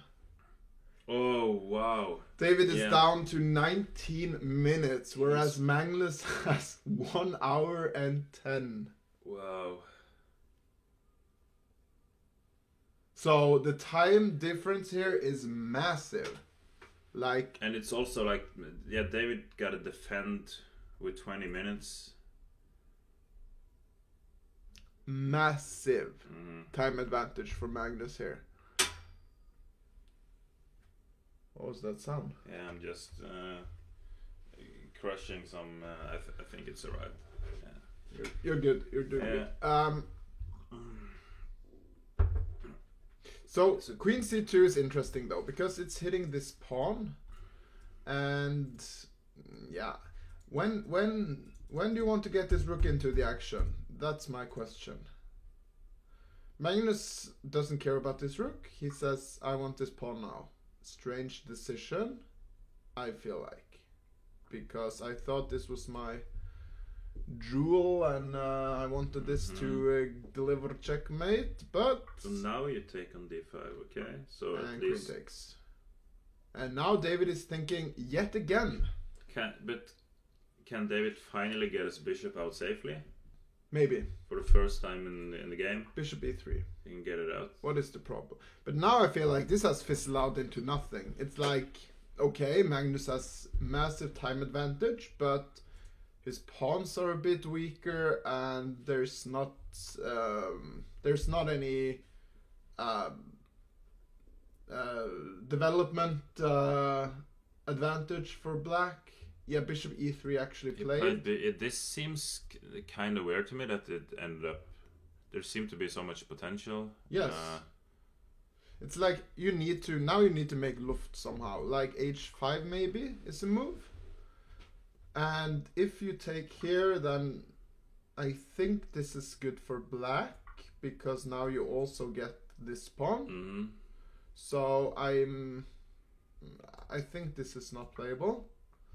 So maybe there's still some potential. Like yeah, but you don't need to take, and you have the. Like go a3 then, yeah. Because I want to move the rook without this pawn hanging. Yeah. So a3, but then maybe there are some like rook b1, rook b8. I mean, and then after takes, then maybe take here, and I'm still somehow somewhat better, maybe. Well, I am getting this pawn though, but there is something going on here. I don't know. Might be somehow a bit tricky still. Okay, he goes h6 instead of h5. I'm not sure. Yeah, that's probably even better. Look at the time advantage. Yikes. Oh wow, still thinking, but now the positions, yeah, there's at least not so many dangerous lines to calculate anymore.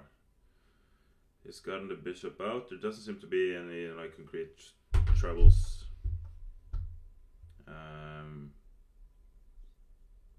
anymore. No. But still spending some time. But he isn't doing the deep think posture anymore, so seems to be a bit more calm now. Yeah. Now it's just like doing just the layer one. The forward lean. So this one. Yes, this one. Oh, now they. Oh, they went. They changed into this. Are they listening to us? I don't know. Maybe they're like changing their posture based on. Wow. At least they're mirroring postures quite nicely right now. Yeah, they are. Huh. Interesting. Magnus is just putting pressure on the clock now, it seems. Okay, what do you think the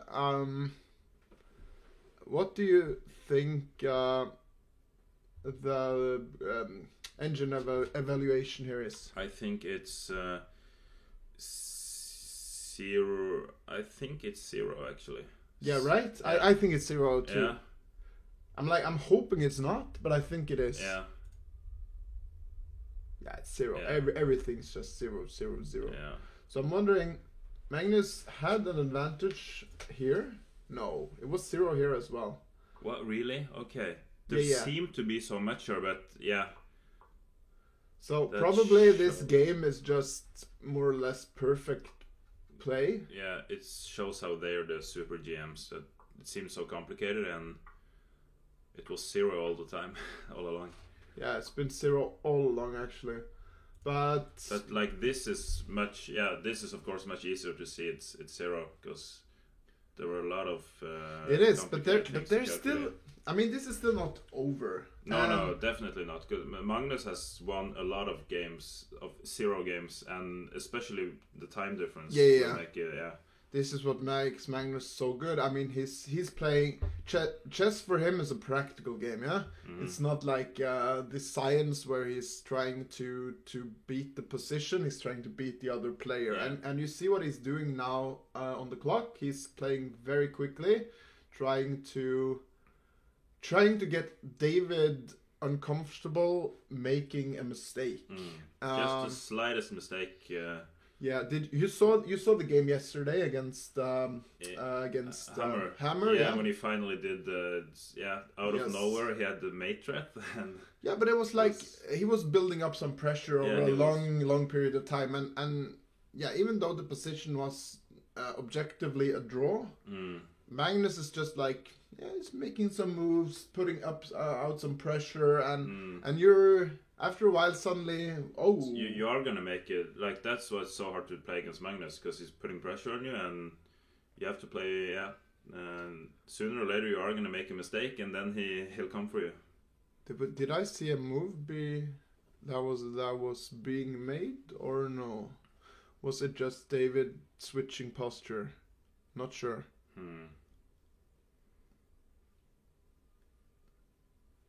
He did switch posture though. He went into some slightly more deeper thing. I think. Okay. I'm gonna jump over to the second board with Jordan. Oh, interesting. Okay, so let's see. We left off after this, right? Maybe you saw some. Yeah, we looked at this and then so this bishop e4, e5. Saying, please sir, I want to change bishops. Bishop h6, saying, no thank you sir.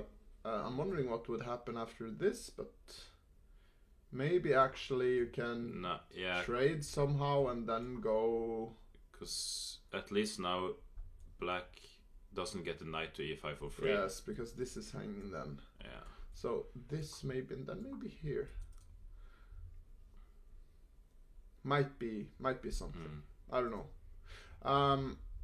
So instead, black plays rook f e8, which makes a lot of sense. The rook is in a semi-open file, protecting the pawn. Rook f c8, yes. F c1, I mean. Potentially preparing c5, which is the thematic break in this position, I believe. Now king h7. Okay, just putting some pressure on the bishop, asking some questions. How do you want to proceed? Maybe you want the bishop on e3 here to prepare c5. Yes, I agree completely. And c5 and the b7 pawn becomes weak, and I guess that seems like the wise plan here. Yeah, you still aren't able to do this because. You can't do it immediately. There's too many pieces. Maybe you can though. No, maybe you can't. I'm not sure. But at some point, you just gotta figure out how to get in c5 safely. Yes.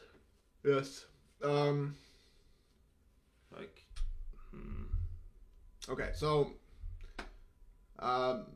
pretty good time advantage for Jordan, which is very relevant. This game is gonna get complicated at some point. It's a bit complicated already, but it's not like it's tactically complicated. It's just more like structurally complicated. You need to find the correct plan and try and put your pieces on the correct squares. Let's see how Pragg is doing. Pragg seemed to be doing fine earlier. Still looks like he's doing fine. So. Sorry. Instead of going for this d5 break, trying to get rid of the IQP. I'm just like saying, QID? QID, Queen's Indian Defense. Yes, yes, like KID. Oh yeah, there's so many similar Q, K. Morlock stuff. He went for Queen b3. Looks logical enough. Still supporting d5, but now you can get a rook to d1 Look at this. Even more. But look at this very strange move. It's not strange, but it's strange. Mm-hmm. Okay, so what he's saying is that if you take this, then I'm gonna take this, and I'm gonna get a better pawn structure, maybe. Yeah, or maybe even rook d1.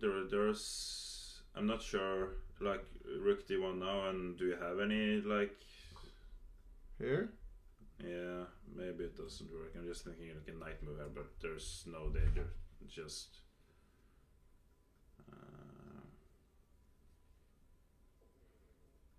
Yeah, it doesn't seem to be any discovered.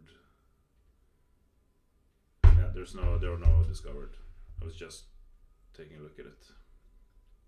Well, it's relevant. It's something to look at with knight c4. I know you can take on b6, but it seems you get the same. You can just take immediately. But yeah. So but Pragg plays this knight to c7. Mm-hmm. Again. But this is hanging, no? Then but okay, that's interesting. So takes knight d5, and you threaten the knight, and you also threaten to take at f4, and opening the king. This? Yeah. So what do you do? Where do you put the knight? If you go to. This is a problem. It's hanging. You need to go to c5, and then you take on f4, queen g4, and. Yeah, but then there's this. Oh, you have the queen. I didn't see the queen. Yeah, that's true. Okay. But maybe there's this. Yeah. This is hanging now. Maybe. Yeah, but this should be really good for black. I believe. Get the rook to g6, and yeah, it's. Like if you go here, maybe here, you will get a very quick development, get the rooks in.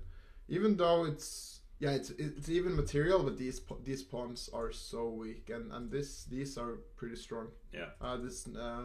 This bishop is way stronger than knight, which is doing which is kind of awkwardly placed, protecting this f4. I would guess the evil being -2 in that position.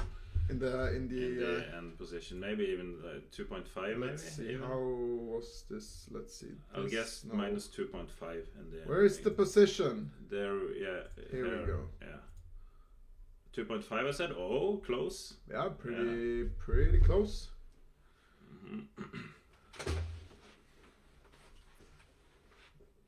So -2.3 was the answer. Yeah, so that's not. Yeah. So this is the position. If Romanov does nothing, then the knight is going to come to d5, and look at the time. I mean, this is even worse than Howell. It is, because they've only played 16 moves, and Evgeny is down to 13 minutes. He is in a serious time scramble. It's really hard to play white there. Oof. Because the knight is going to come to d5, and you got to figure out where to put the bishop. You can even, I mean, there's even potential of going knight e6. You don't necessarily have to go to d5. Maybe going to e6 is also strong. Yeah. So a lot of potential here for we believe in the Pragg win here. But maybe because you gotta just move the knight somewhere, because the problem is after knight e6 or d5 you threaten the bishop, and then the knight is gonna hang after. Yes, this knight is awkwardly placed. Where can we put it here, for example? Trying to kick this guy a little bit. Maybe it's even hard though. I mean, bishop takes, but this is hard. No, wait. It feels like there should be something here for black. I'm not sure what though. Yeah, I agree. It looks like there's something in the position. I can make a check. Do you go here? I guess you go here. Now what? Knight e6, threatening threatening d4 with the win, basically. And okay, let's look at this because knight b6. Oh, that's true. You can queen b3. Mm-hmm. AB. I wanted to get this somehow, but takes. Yeah, this didn't go according to my plan for black's position. Yeah, but I mean, I think black is heavily favored here. Yeah. In the same game, even though it's even material, I think. Okay, let's put the knight here, and then this is what I'm talking about. This pawn is gonna get so weak in the end game. If you can like trade off one pair of rooks, I don't think this is favorable for white. But like I don't know, do something, make some moves, yeah, this should be really good for black. Yeah. You put this pawn here, you have these really weak pawns you can go after, and even though the rooks were to be exchanged, I think this is a good knight versus bad bishop. Yeah, the bishop is basically a pawn here. Yeah. It's just a pawn on e3 defending. So yes. And black can try all. Yeah, black has the clear advantage there. Yeah. Yeah. Yeah.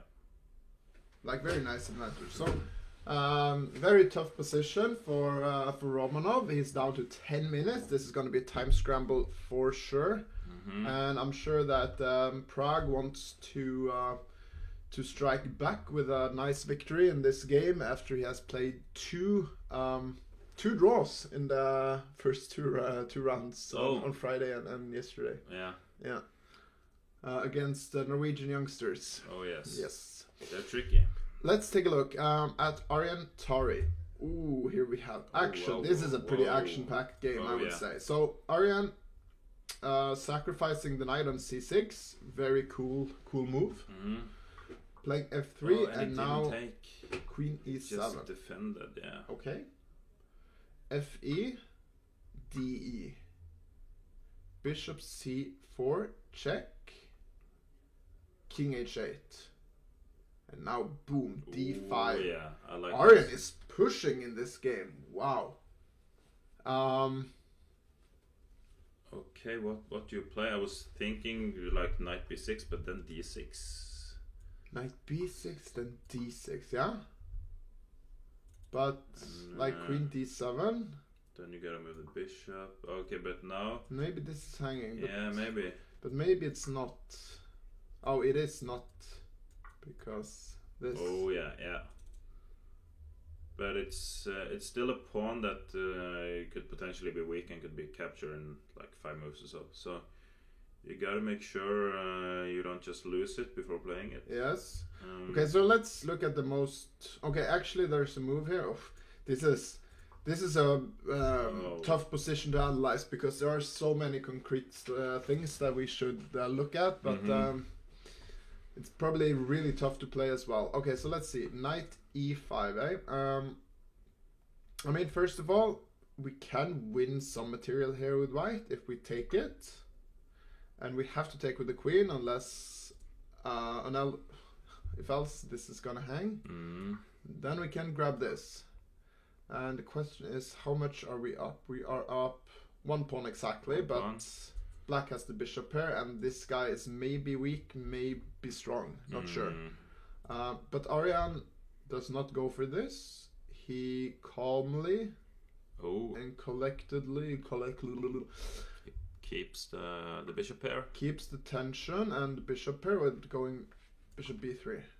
Yeah. Can I exclamation mark time control? Is this a thing?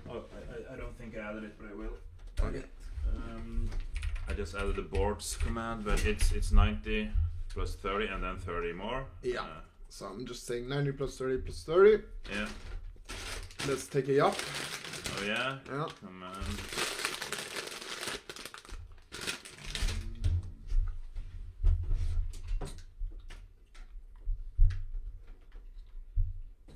I'll just do it here. Yeah. So commands, add, time control, 90 plus 30 plus 30. Now we can do TC. Yeah.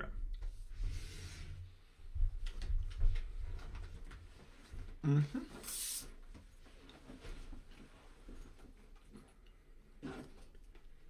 Dude, look at our 33rd month's yeah, it's beautiful. Subscription.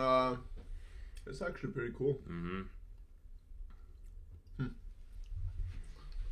Okay. Bishop b3. What do you do with black? It's hard to find moves there. So what comes to my mind is maybe knight d3. Again, threatening to take the pair. Yes. The pair is under attack, and this is kind of annoying. But again now, like, okay, d6. Yes. Because what I want is, like, the bishop. Okay, you defend the bishop on g4, yeah. Yeah, what do you want? Okay, probably, so let's say queen here. Yeah, but now the bishop on f5 is hanging after the bishop moves, so...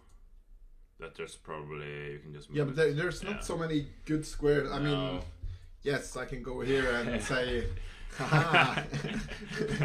Yeah, but then you just move the bishop. If you take it, I will take this. Yeah. And then nice structure you got there. But I mean, you don't really have to take it. You can just move it. And this guy... Yeah. This guy is looking pretty stupid. Yeah. Yeah. Yes, that's true. So maybe not d6. I want to play d6, but it doesn't work.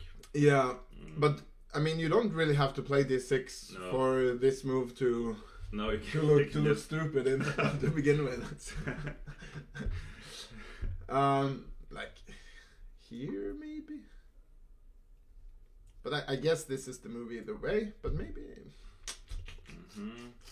this is hard to evaluate. And now you take on c6. Yeah, maybe I do. It's like. This move I want to make. Yeah, I want to make this move, but maybe this is something. Ooh, yeah. Like double threat here. Yeah, c6 is really a threat at the moment because of bishop d5. So you can. Or this, actually. This. So you can defend e3 and then. But actually, look at this move, because this is a multi-purpose move. Defending everything and also creating some threats. Oh, that's beautiful. But yeah, because if you now exchange queens, then you still have the threat on c7. That's annoying. Let's see. So we have some moves here. Let me promote. So bishop b3, now queen c5 played. Okay, interesting.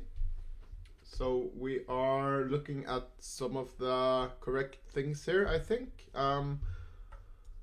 Queen c5, eh?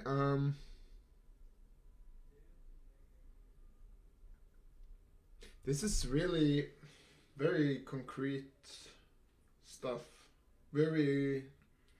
But what if you... Because you still have the, like, moving the bishop and f5 is hanging, but... Yeah, you can take with the rook. Now you can take something, yeah. But then rook takes, protecting. And... Now it's like, okay, if you take here, then maybe you have now you have knight d3. Oh wow. Saying you want to take here, and then take there, then take there. Like if you do nothing here with white, a3 takes. Unfortunately, there's this move, but I think. No, not unfortunately. This move is strong, yeah? That's really strong. It's... Oh, yeah. Maybe... I thought like knight... Yeah, I thought about knight d1. Oh, and... It's not clear, but... It is, and now you gotta take on c5, and... But this should be good for black. Yeah. You got the quality. The quality indeed.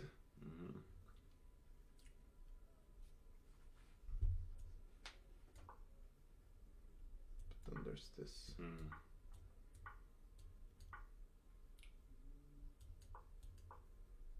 We have some c7 stuff, but you can just play rook c8. I mean, this is honestly probably white is doing okay here. I'm not even sure. Mm-hmm. Yeah, you don't have to do this. You can play like this, but I don't know. But now Magnus has entered the deep think. Okay, let's have a quick look at Magnus. Yeah. Oh, 3 minutes left for David. Holy balls. That's... minutes. Okay, so H6. Let's look at the time. Here, David had 17 minutes. He spent 10 minutes. 10 minutes taking the pawn. Holy balls. This is not the way. This is not the way. Okay, let's see. Okay. Takes Rook B1. Okay, so I missed the move here. Yeah, because Queen A2 should lose because of Queen C2. That's true. Protecting and attacking, and after this, there's always... Yeah. Is there though? Yes, there is. Yeah. Yes, there is. You can't. There's no checkmate stuff going on here. And you can't get the pawn to A3 quick enough. No. So yeah. If I could play this, I would be happy. Yeah. Okay, so Bishop E5 hitting the queen. Now you spend 1 minute on Queen C2. Magnus, he plays so quickly here. He played 30 seconds, Rook D8. Yeah, he's really... Okay. 30 seconds or 15 seconds on H3. Makes sense. Queen D3, offering queen trade, and David says yes please. But this is kind of annoying. Magnus is threatening Rook A3 and going after this pawn here. And how do you defend against this? I mean, and with 2 minutes left, if Magnus wins this pawn, he will win the game for sure. Yeah, it's got to be extremely hard for David to defend this. It's like if you go, let's say Rook E1, Rook A3, Rook E2, yeah? Maybe this is simply... Oh, wait, maybe there's even stuff like this. I'm blundering. Yeah, just write exclamation boards in chat. There, yeah. Okay, yeah, so that was a blunderer. You gotta make sure... Maybe Rook E1 is clever. Maybe. But now he's taking his time. Less than 2 minutes now. But honestly, this should be a draw. Like objectively, this should be a draw for sure. And I'm thinking that David should be able to draw this against virtually anyone. Mm-hmm. Even Magnus, even with 3 minutes on the clock, this should be a draw, I think.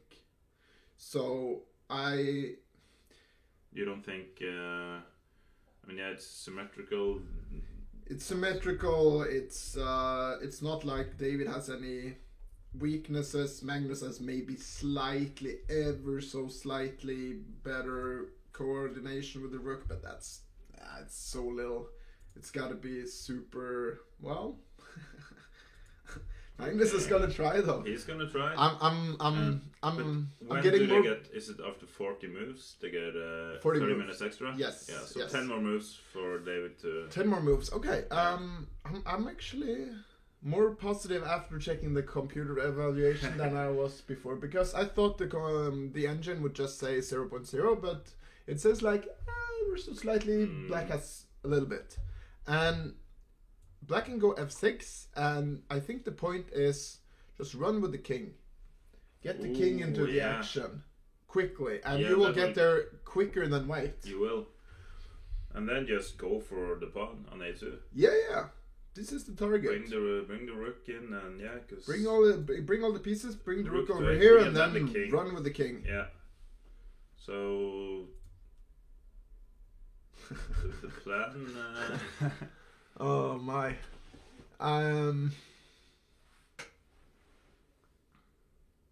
Very interesting. Okay, so David played here. He has 2 minutes left. That being said, I mean, this shouldn't be so complicated, right? Magnus has still 1 hour. Yes.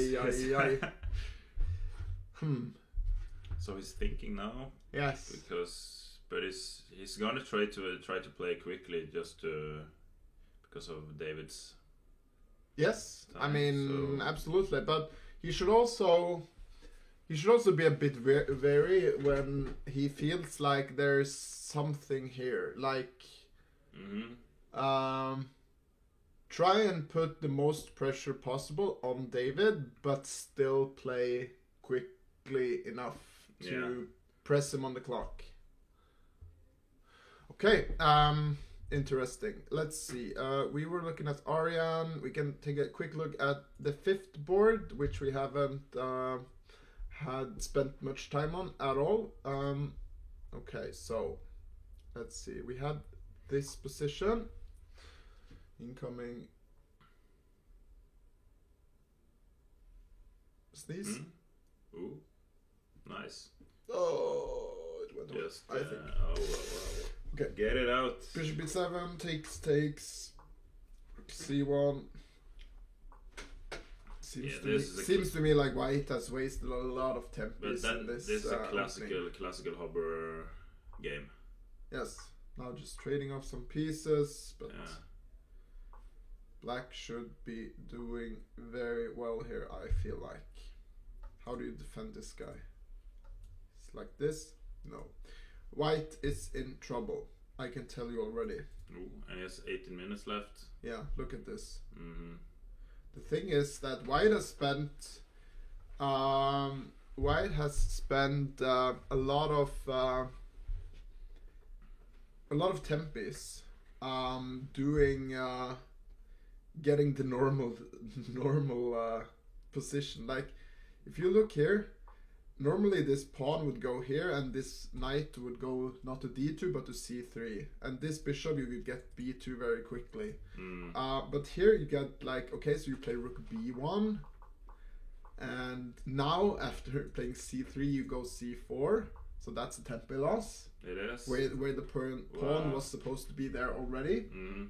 And then later on you see like rook c1, so you spend one tempi on first going rook b1, now go rook c1, and this this trade could have happened from just the bishop going to f4 so and then bishop d6 and then trade off, but so instead it went here, here, and now it's being traded off.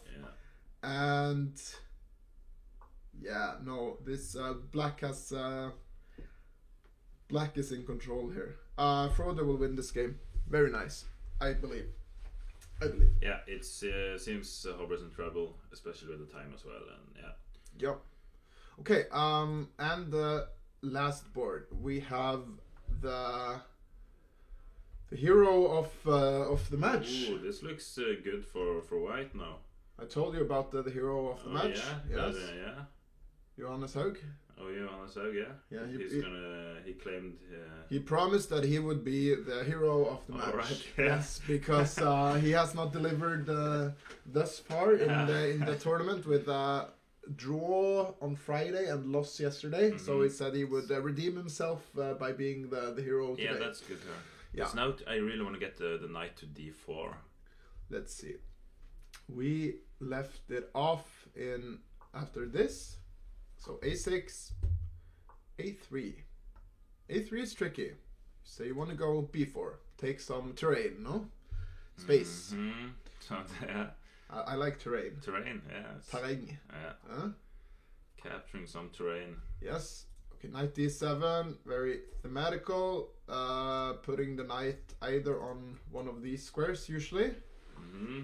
Rook c1. Okay, so everything revolves now around White trying to push and Black trying to push, and whoever pushes first or get the best push, and something. Yeah. Okay, takes queen c5. Ooh. Very well. Invites a queen trade, and Johannes says yes please. Let's make this an endgame. Rook takes. Okay, what would happen after this? This is probably just this. Just defending. And then something like this, and this, or this. Yeah, okay. So rook takes. Aha, king runs quickly into the action. Yeah. Like they're entering, seems like they're gonna enter some kind of endgame soon, so you want to have the king ready. Okay, so a4 is kind of interesting, yeah? Because usually you don't want to put the pawns on the same color as your bishop. Yeah, that's true. That's the main idea. So. But probably he feels like he needs to do this in order to prevent b5 from happening. Because right now b5 is a threat, which is kind of serious as well. So, I was just thinking, like if you go b4, but then you're gonna put just move the rook back. I think just move the rook back, and this is falling. Yeah. Maybe. Yeah. No, maybe not after this, but. Knight coming to b6 or e5, hitting the pawn. Yes, this pawn is falling. Yep. And after like king e3, then b5, and now it's hard to defend this guy. I don't think you can do it like here, and then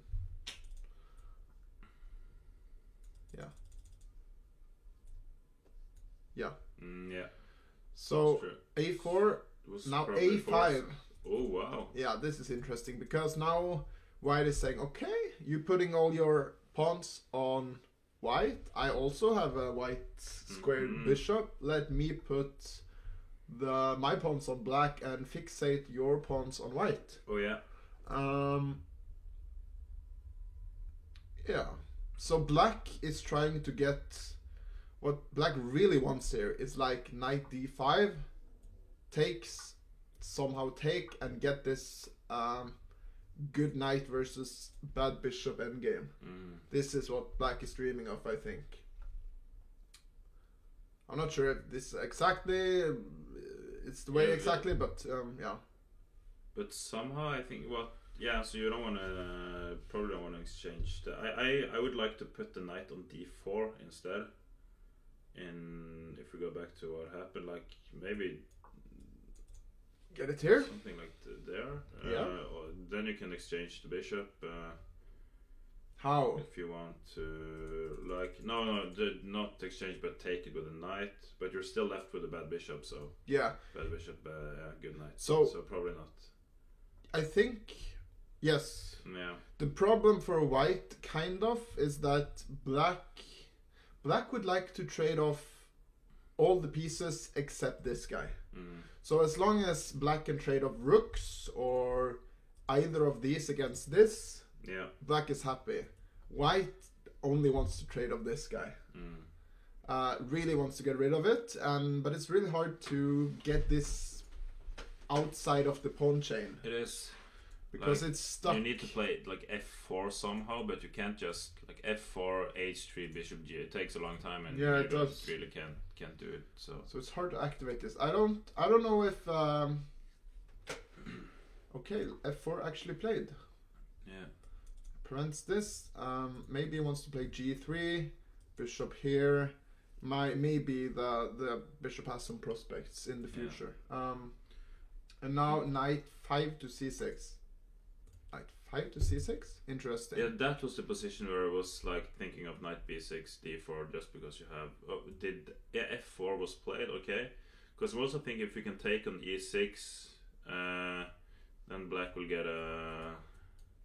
Okay. I think the point of going here is to put the rook on b6. So that, well, it's a threat, but also if you go knight b5, it might. Oh yeah. It's kind of pinning the knight. Still can't go here, but like here, and then it's a bit hard to. Yeah. I think black is doing very well here, actually. Oh wow. Yeah. Should we take a look at Magnus again? Absolutely. Absolutely. Okay, so thing is happening. Okay, this is going very quickly. We should follow this closely now. Queen d3 takes f5. F5, yeah? Okay, g3, king f7. So he didn't go f6, but he went. F5. I'm wondering what is going on if you just take here and here, but I don't know. Well, okay. Like if you take. Yeah, why doesn't that? Are you just gonna check? Maybe there's this. Yeah, it's yeah, this. it's that's yeah. thing, yeah. Forget about it. Yeah. Here, nice. Here, okay. Here, nice. Okay, 3, nice. A5, okay, pushing.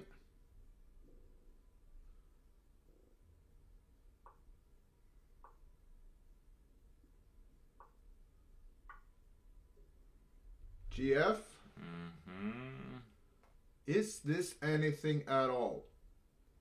Not really, but look at David's. Okay, he has 30 seconds left, but he gets more time. Okay, in 3 he moves. took the check. Said chess here. Yes, you must go back to G6. Only move, I believe. No, maybe not. Because it's hanging on A2, and maybe that's an exchange Magnus will be willing to do. Get some imbalances. Like imbalances would favor Magnus, who's playing for a win here with only a minute left on the clock for David. But yeah, David only needs to make 2 more moves and he gets another half hour.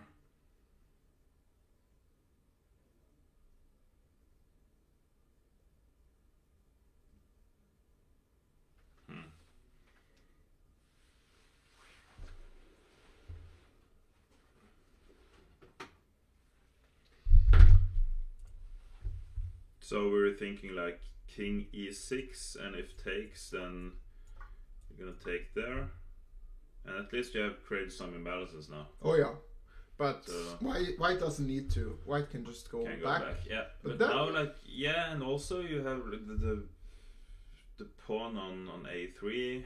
This is also a bit weak. Try to get to that somehow. I don't know. And now you can, in this position, save you... Okay, it did go King G6. Okay. This is completely drawn until it's not, I would say. So that's the situation on the board. It's gonna be completely drawn until it's not, or until it's a draw. So I'm just gonna try. Do you want to go A3 here ever? Or no? It seems like they're like the pawns. The White's pawns are starting to look weak. Okay. You need to defend the pawns, so Black is slightly more active. Okay, one more move. White has to make one more move, and then he is out of the woods for now. By that, saying he's getting in half an hour extra added to the clock. Can Magnus make that a difficult move? It seemed hard to find anything complicated. No, let's go here. So are you trying? Yeah, Rook H4. Maybe not. Maybe then just go back and then. And then you have the move. Yeah. I can't really go here, can I? No. Like.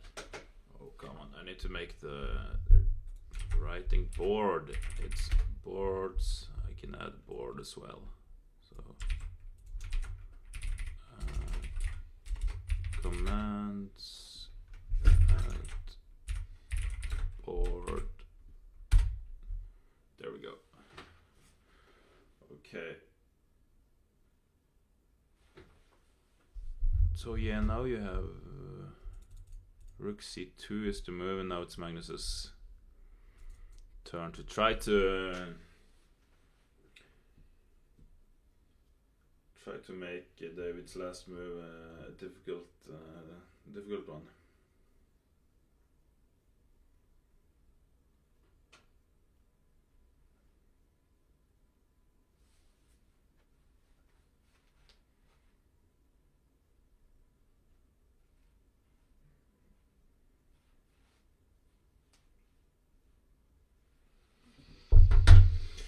What move can we make that is somehow demanding?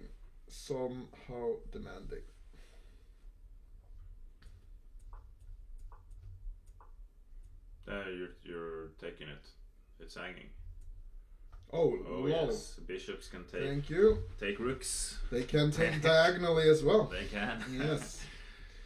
Oh yeah. Okay, h4 he plays. Okay, this is like cementing the pawn. He's cementing this guy, yeah?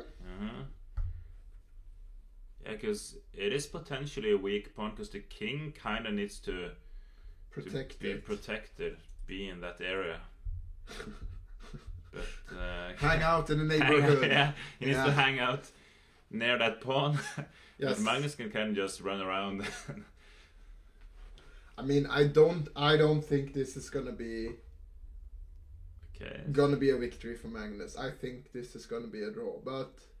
Okay, But it's like I'm always saying but, because I've seen Magnus win these types of positions so many times, but yeah, it's hard to imagine David losing this. Yet now the king is coming in, the rook is kind of stuck protecting this, the king is kind of stuck protecting this.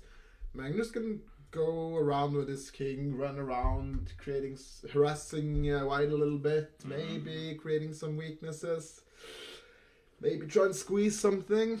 I don't know. I don't have a lot of faith, but I can still see some potential. Some. Not a lot, but some. What is going? Okay, so they played 40 moves and both left the board.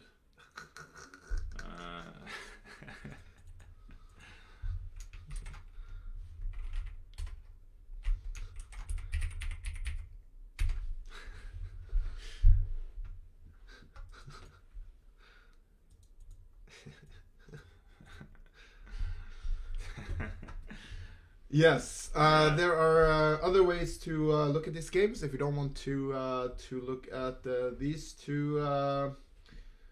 What should we call ourselves?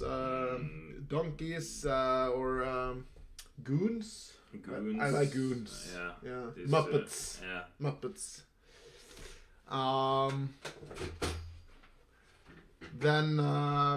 Then you can watch it on DHS. Yeah. All games are being broadcasted there as well. Okay, so now I imagine David is gonna chill for a little while. He has gotten himself 30 sweet new minutes on the clock. He can sit down and chill for a little while to see if there's any problems. He even changed his posture. Yes. To the non-deep think. Yes. Okay, let's look at how Jordan is doing. Oh. What? Okay. Okay, let's see. A lot has happened.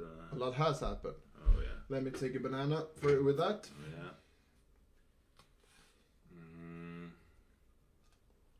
Look at how I'm opening my bananas. Yeah, I also open it that way. Okay, great. Yeah, I find it much easier. Yeah. It is much easier. It is, yeah. Yeah. And it's the I way... thought I was the only one. No. But nope. No. So this way. Yeah, so you can hold this like a handle. Tips for you guys. Like to squeeze. And it also just to open the top. That way you just... Oh yeah, if you open here it's like... messy. You squish it and super bad. Okay, this is gonna be controversial by the way. In 15 minutes, Chad is gonna riot. Oh yeah. Bishop e3, your move, nice. Rook d8, very well. Rook d8, bit of a strange move, but so it's the thing that you want to have something. I guess he's preparing against this. Yeah. But because you want rook in both these lines. Yeah, because maybe you're realizing that this pawn is well enough covered. White is not trying to capture it, so you don't need rook here. And this pawn is not going to be pushed anywhere anytime soon because it's properly blockaded by the bishop. Yeah. Okay, so a4, taking terrain. I like it. Oh yeah. a5, smart move. Yeah, that's I like that. Very smart move. Yes, and now white needs to do what happens here. Yeah, it kind of forces c5 immediately.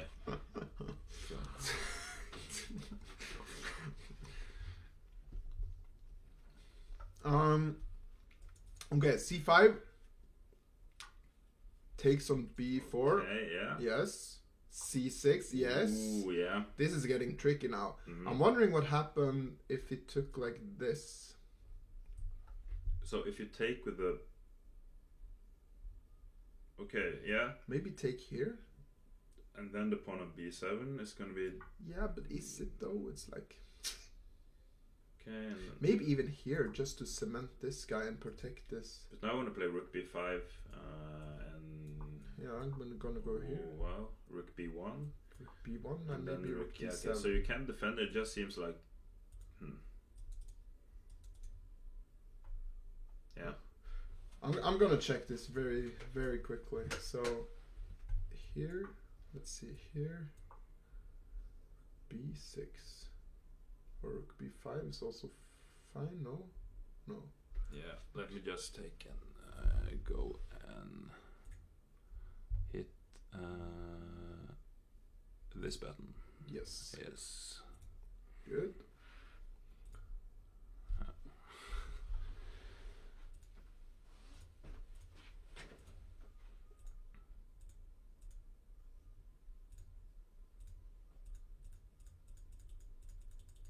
I think it's good now. It doesn't show for other people, so yeah. Right. Yeah. Okay. So this should be good for white apparently. So let me turn this off because we don't need the computer to think. No. We just need our brains, brain strong, power. Independent thinkers. Brain power. Do you know this song? Oh yeah, it's a beautiful song. You actually do, yeah? Yeah. It gives me DJ ideas. It's a long time since I thought about that song. Me too. Queen d5, interesting. Currently white is down one pawn, but surely white is in the driving seat and has more than enough compensation, I believe. Yes, because the queen is now... This is really tricky. I mean, we are looking for tactics all over the place right now. I mean, like here or here. And there's some takes here. You can't take immediately because of the rooks are gonna. So if you take on c5, yes, takes, and oh wow, that was also a thing. This is hanging. This is hanging. So yeah, but I'm thinking like and you have the skewer. Skewer. Oh yeah. So.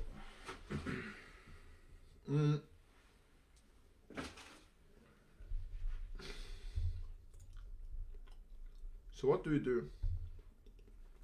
Exactly. Hashtag exclamation mark commentators. Oh yeah, should we add that one? Yeah. Just hit the thing. Click there.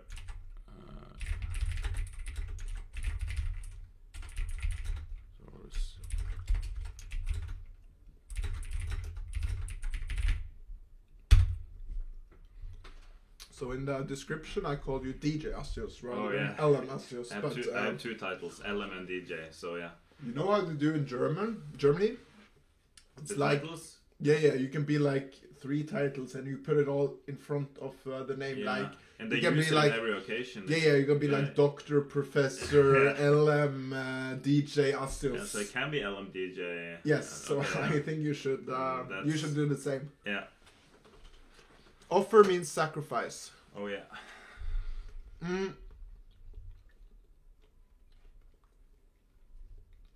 I mean, offer is even an English word, no? Like it is. You can offer up a piece. Yeah, so it's the I mean, you don't maybe you don't use it in the exact same thing.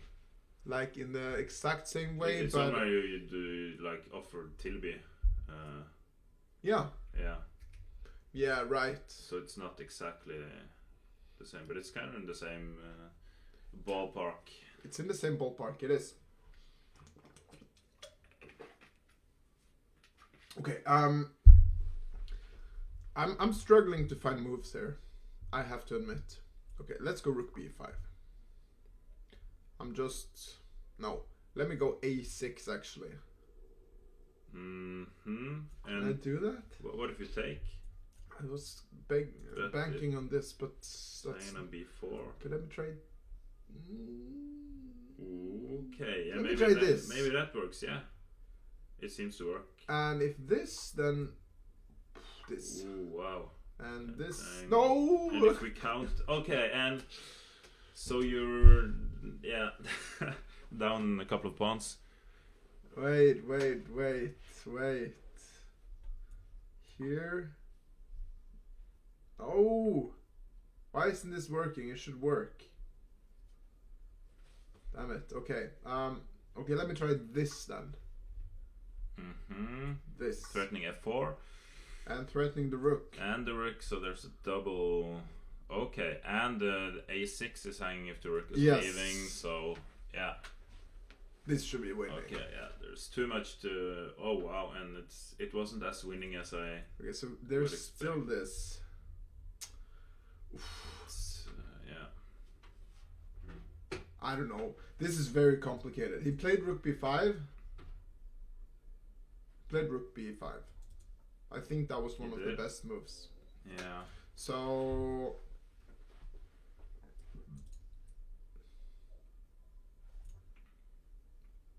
yeah, this is complicated. I don't know what's going on exactly, but I think Jordan is doing very well. Mm-hmm. Let's check into Magnus very quickly. Now we're going to go back and forth through Magnus and another game, yeah? We need to do that. Time-wise, 13 minutes left. Okay, so we're also into some time trouble. Okay, nothing here yet. Okay, yes, there has been stuff here. Okay, so sure. A bit of back and forth. So after h4, king g2, king f5, king f3, king e6, bishop e3, king f5. Oh, wow. This might be an invitation to a draw. Oh, you think it? Yeah. Okay. It could be. So he's not gonna try. I don't know. It's hard for him to try too hard here. I don't know. Yeah. Now it's so. Let me see. So.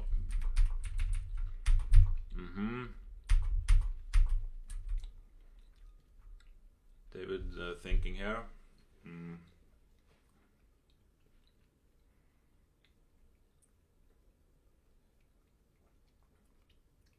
Seems like there was a move there. Oh, he didn't play the bishop back.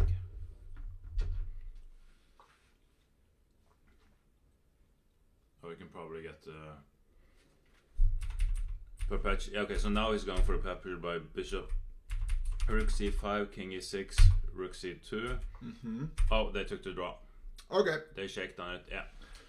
Okay. Yeah, that was not unexpected at all. I think it seemed like Magnus had some chances in this game, but not really. It's like he tried to make David make a mistake, but David didn't make a mistake. And he got pressured mostly on the clock. He defended really well because it seemed like David was struggling, but the eval just said it was 0, and he found the best move. Yeah. So. Okay. Very well. At least we didn't miss it. We were looking at him. Yeah. But yeah, don't go anywhere because we still have more games. This is the final game in the Norwegian team elite. What's it called? Norwegian Team League. Team League, yeah. So it's Offerspill against Vålerenga. They're fighting for the win. You can also call it the Elite Series, yeah? The Elite, yeah. So David for Vålerenga drew Magnus for Offerspill, but we have more games and this will settle the winner of the league. Oh yeah, it will. And okay, so first board is a draw. We can jump over to the third board where we have Romanov versus Praggnanandhaa. We left it off in this position here where Romanov went knight c4, which is one of the moves we were looking at. And Pragg goes pawn grabbing again. Okay, interesting. He finally grabs. Queen b7, grab back, chess. Okay, we looked at this, yeah. Go there, now knight e6. Ooh. This looks like a very good move. So both of these are being hit at the same time. So how do you defend against this? Okay, it goes knight e3. If bishop takes, then bishop takes back. But yes, queen e4 looks like also a good move. This guy, how do you defend? Well, he says knight g2. And now Pragg grabs the bishop. Rook a b8, this pawn is hanging. Queen a6, rook b2, nice. Now he's a pawn up. And that pawn looks to be quite healthy as well. And here queen f3, hitting on f2. Oh yeah, there's a lot of tension here. Knight h3. You really don't want to put the knight there, but I guess you needed to defend it. What's the saying? Don't put baby in a corner.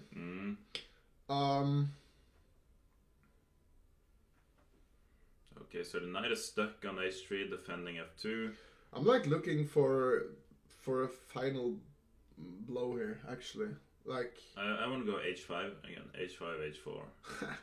Yes. And maybe bring the rook to e2. Why not? You also make some air for the king. So yes, makes a lot of sense actually. So you prepare both getting the rook out. But what about this?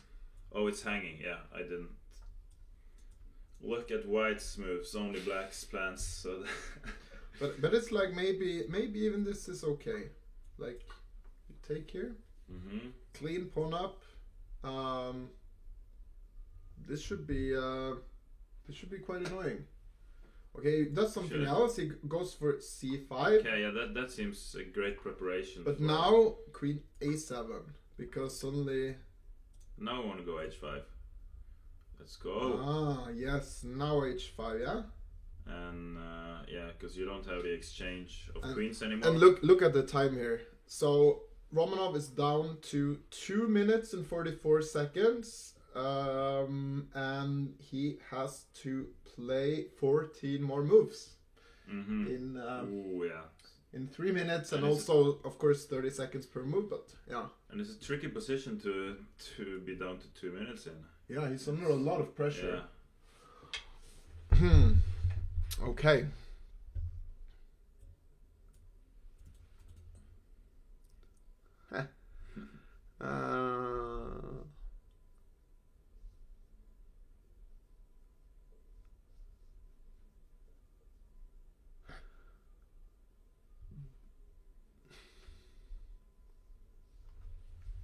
I think we can follow this. Okay, so he doesn't go for h5, but h6. Yeah. I guess this is also fine. Yeah. Because maybe g5, g4. Is that a thing or is that too much? It's. It might be. Yeah. It might actually be. It's like, how do you untangle with white here? It's really hard to untangle. Also, what about just rook e8 to e2? Yeah. So you're making some air for the king and now. Or actually, what am I talking about? Why not here and here? That's also a threat. Yeah. You get it with tempo. Like, so you could go rook a8 here as well, but as long as you can't take here because there's no luft, then why not just make luft first? And here comes the banana. Yeah, there's the banana thing. Where the hell is Sandstorm? No Sandstorm today.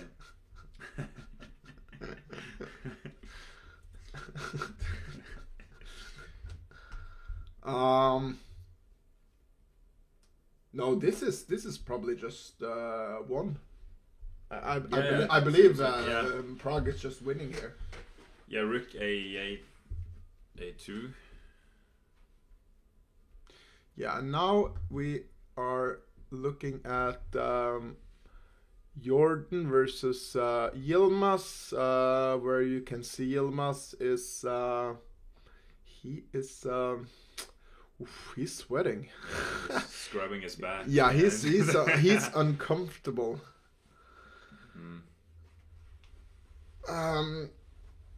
Well, that's the way. Yeah, I've heard that monkeys actually open it that way, so it's the default correct way. It is the default correct way, yes. Yeah.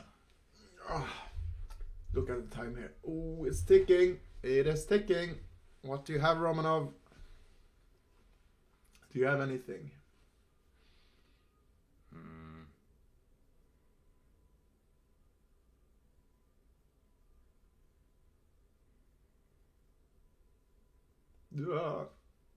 Time is ticking. Clocks are now. So A4. Yeah. Okay, A5. So it's A5. So at least you're not getting the rook to A2 with with the tempo. Yeah. Okay, so let's say rook. Okay, so I think rook A8 now it might be a mistake because queen D7 is kind of protecting against the rook entering the second row. Yeah. But now what if you just go let's E8 just go instead? let's just go E8 exactly. And worth noting, you cannot protect this way, then we'll just takes. GG. And this is checkmate in a variety of ways. So rook, how is there any way to defend? It's like you can't defend the F2 pawn. Okay, wait. Maybe I have something. Let's go queen C7, rook E2, and queen F4. Is this possible? Probably not. If you're not okay, so you can't take.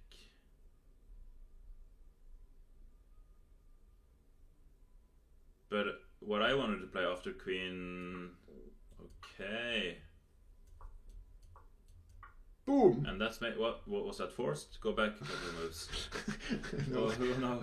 But it was a fun. Here it's forced. Here it's forced. Yeah, but it was a fun. You don't need to take the queen. No, of course no. You can take with the knight. Take with the knight.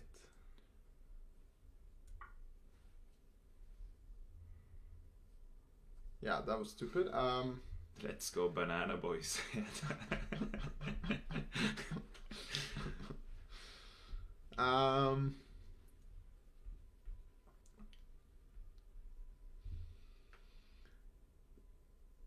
But what I want to. But it's like, okay, if you take here,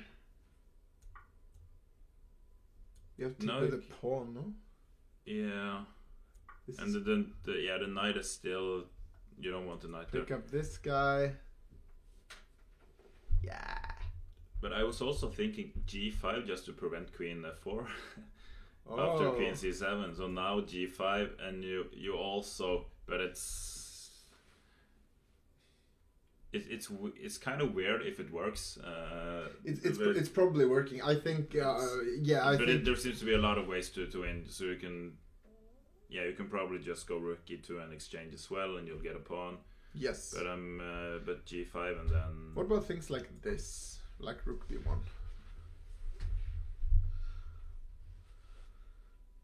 I think maybe the problem is that you can go rook D, rook A2, but now maybe rook B8.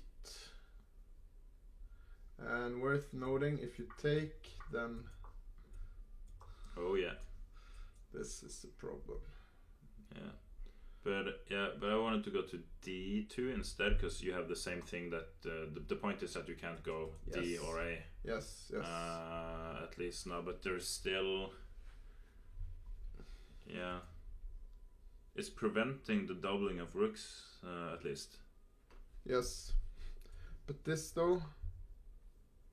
Now I'm just trying to say that you will not get the rook in here, and this rook is maybe not doing so much, so let's trade it off. And here you can actually go in here. And if trades now, knight can take. And this is probably still one. Yeah. You're gonna get the pawn. It feels like it seems like every line wins. Yeah. Yeah. What do you think the evaluation would be here?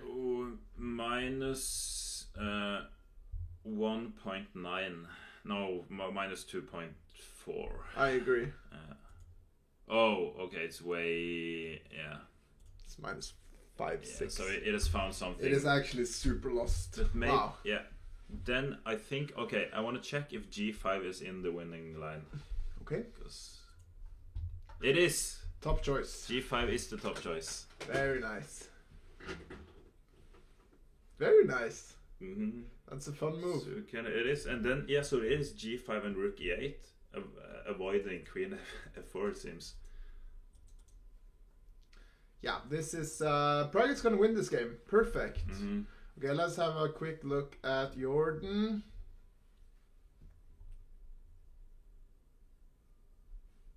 Okay, wait. Yeah, we left it off here. So D7, Bishop C4. Okay, I like this.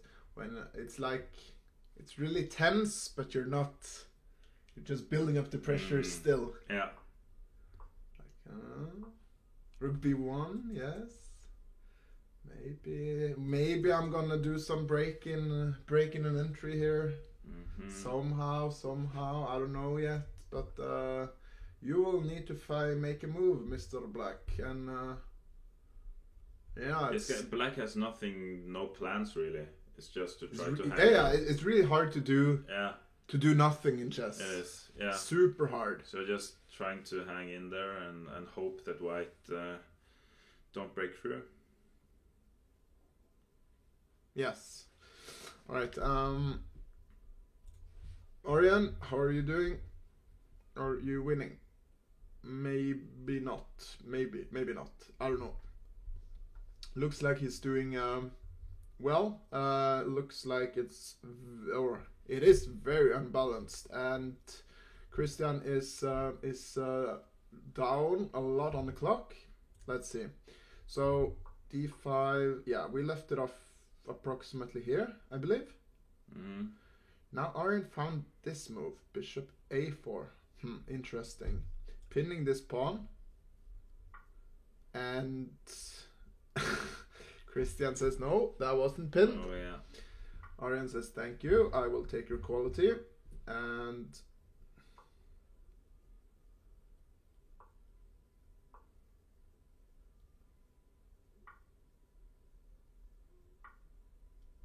Arian says I will give a quality back because those bishops are very annoying. So if you take, you're gonna get two strong bishops. Yeah, it's like hanging, and yeah, it seems strong. This looks terrible actually for White. It does. Like you can go here, but D4 and this is super scary. This seems GG. This is super scary. You need to go like here and then. Oh, this is things are gonna happen quickly here. The pawns are running, and these are beasts. So he takes the bishop instead with check. Queen must take, unless if rook takes, then queen is hanging. Takes on a7, queen d6, rook d1, and now, he was. Look at the time here, 19 minutes. Queen d6 spent 6 minutes. Arian moves quickly, and now spends 10 minutes on h6. H6, but so this is hanging. 94 seems like a move, but why is I didn't see. Okay, so the position is very complicated still, and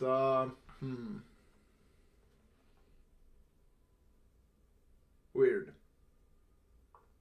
Queen b6, very good move, smart move.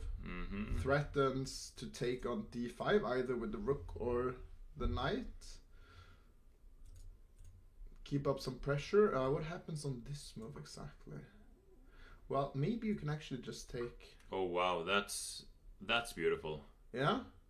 Wow. Because every take, there's a response for every take. Yeah, because takes, and then you can't take here because then the bishop is hanging. So this should be. I think this is just winning. So if you take with the queen, the rook hangs. If the bishop, the queen hangs. Yes. Yeah. And if this, then this hangs. Yeah. Cool. Nice. So rook b8 is not the move, but what could be a move? What could be a move? It's like I want to try and make this work all the time, but it just seems that it doesn't work. I mean, there's nothing here. I think this guy is kind of scary, but maybe you can. Nah, this is nothing. I think maybe even this. Ooh. Yeah. Yeah. And this, there's just nothing. So I don't know what black is supposed to do. The position is supposed to be okay, so he can do stuff. But what stuff? Okay, let's see. Queen D7, yeah? Down to 2 just minutes go as well. It's, yeah. Out of the pin. Okay, Queen E6. Queen E6. So no pin. No pin anymore. On E4. And you cannot take here, you cannot take here. Anymore. So what's the plan? Run is to the it pawns. Just to run, or? Two pawns there. I actually need to take a quick break. Do you want to break as well, or do you want to do the... I can... do you want to solo it? Oh yeah, I can start soloing it. You want to solo it? I can solo it.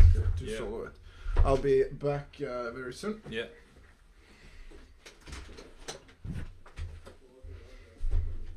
Alright, so... Yeah, for all the people in chat, we are 15 minutes behind. David has joined Magnus in what's likely to be Magnus's last game as a classical world champion, because he isn't playing the match next month. So yeah, we're having a look at Arentari versus Christian Stuvik Holm.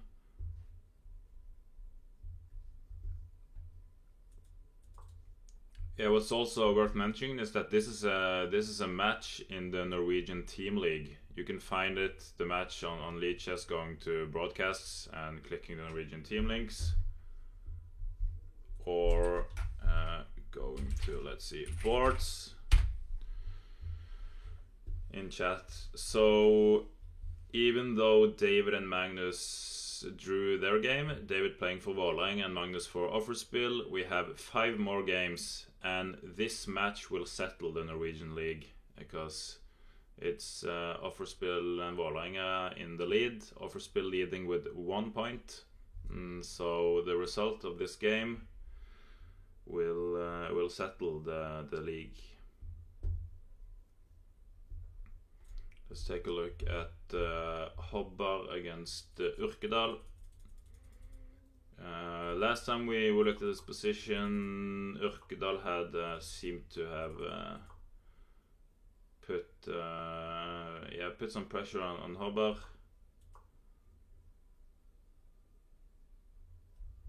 Threatening the pawn, and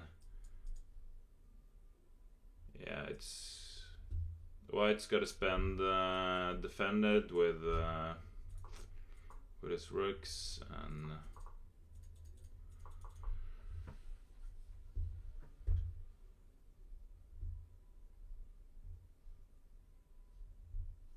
yeah, this is tricky. The bishop coming in, and wow, so okay, so c4, forking the bishop and the knight, and the point is that after knight d4, white is threatening on c6, not immediately, but if black takes on c6, they open up the line for the rook. So instead of allowing that, Urkedal finds the move bishop a4.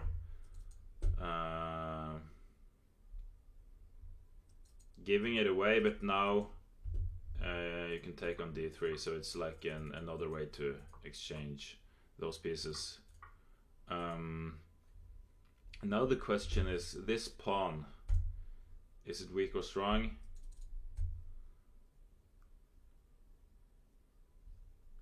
Why black is getting this b2 pawn? This pawn is potentially a target for white. Could be difficult to defend it.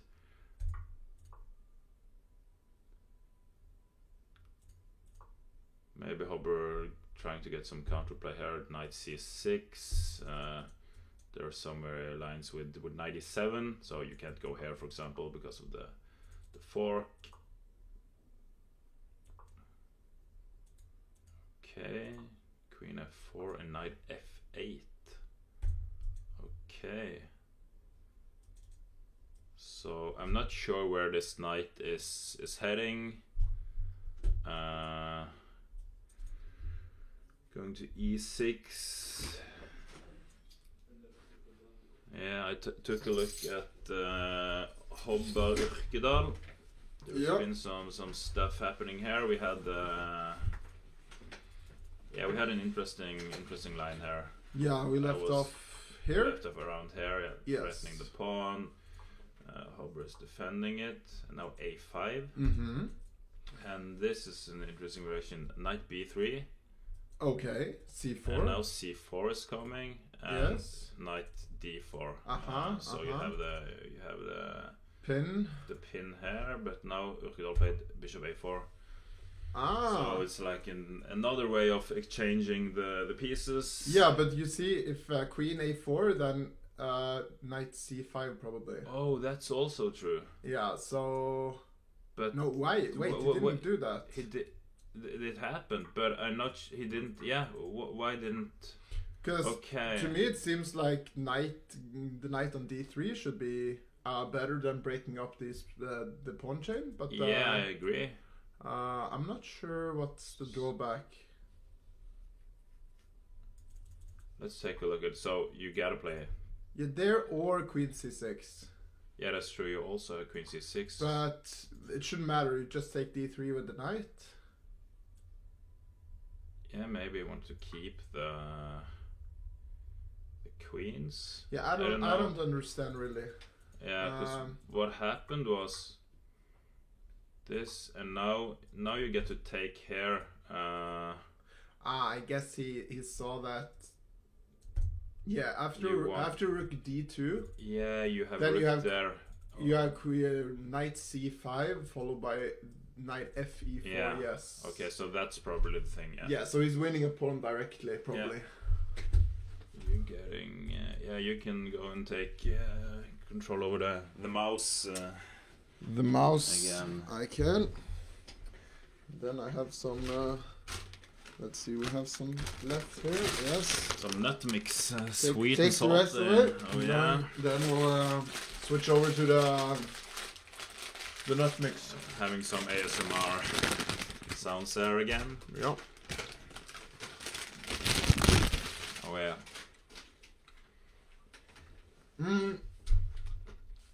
Interesting. Okay, so here, nice.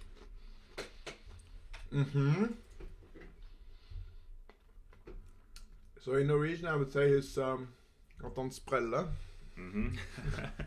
What's that in English? Yeah, it's I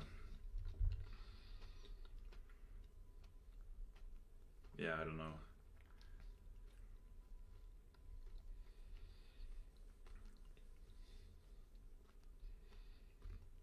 He's also he's been struggling the whole game after the opening, and now it's down to 6 minutes.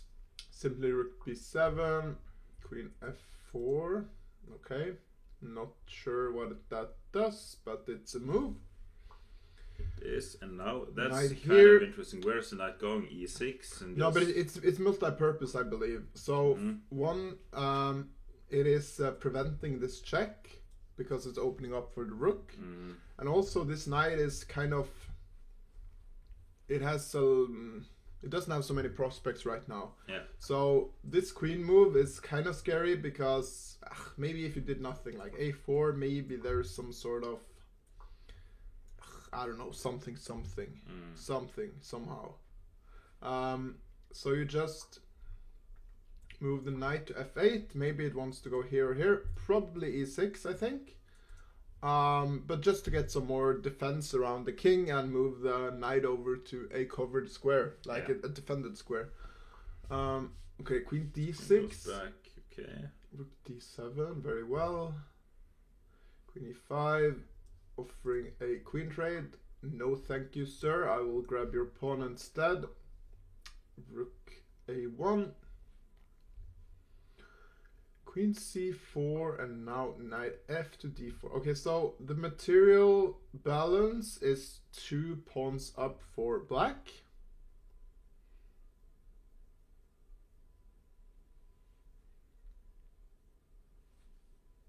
Two pawns up, yeah. But so you have the d3 pawn. It kind of looked like immediately it looked like an easy target, but it is. You can't just take it. So. Yeah, I mean, there's still some work to be done here for black, but I feel like this should be winning for Frode. How do you proceed though?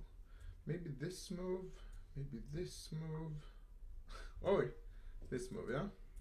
Knight g6. And look at the time. We can follow this game because they are in severe time trouble. The queen doesn't have many squares. No. One square. One square here. Yeah, but that's enough. That is enough. And now it's not so easy to find super good moves. Well, I see one. Let's go here. Because currently this is kind of a threat, yeah? So if we do this, then we remove kind of the problem with this. Well, I'm not so sure how easy this is. Because let's say here then, maybe this even. And this is a threat, this is a threat. Like,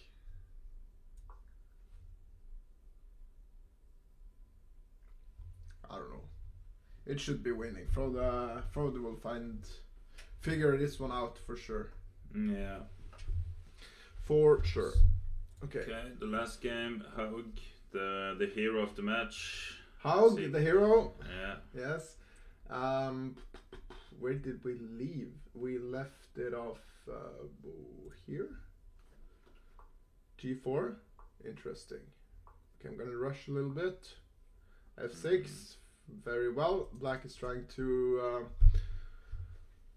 put all his pawns on black squares, which is what you should do when you have a light squared bishop. Oh yeah. Pressure. Okay, blockade. So reroute. Okay, where's the knight going? Yeah, good question. Maybe it's just opening up for the rook. Perhaps. Or even b8c. Ooh, yeah. This square. Yeah. Some squares there. Maybe. h4. Nice. Wants to play g5, I expect. Yes. Okay, knight back. That's a bit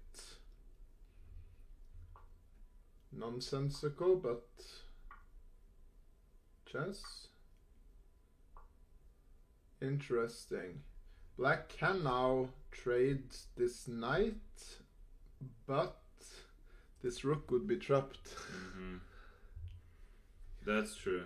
It's will, like, oh yeah. How do you?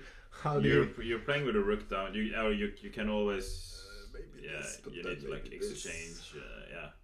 You need to like sack a pawn to get it out. Okay, so instead of taking, he goes rook a6 first. Now probably threatening to take and then get the rook out. Yeah. So now, now knight away. Doesn't want to exchange and get this type of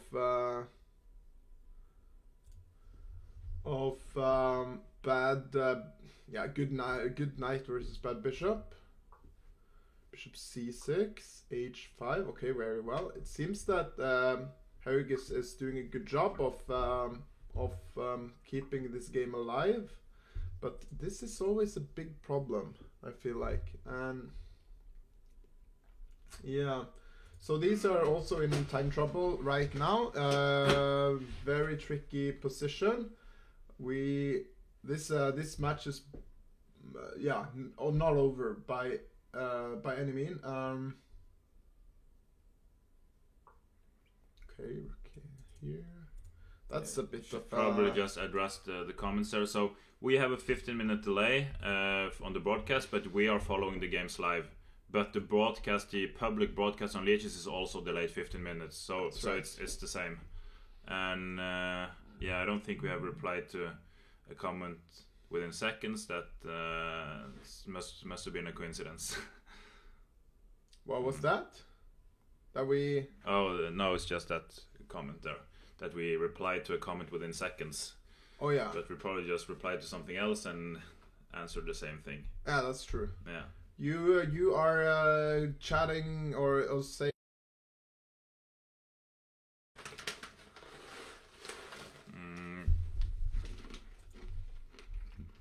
Re-address this again.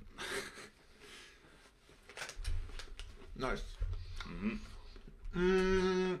Let's start from the top. This is where we left off. Yeah. Okay. Maybe something like this. Oh.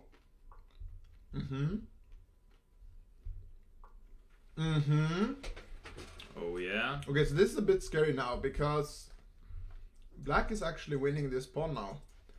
The question is, do we have enough tactical resources against the king to win it nonetheless?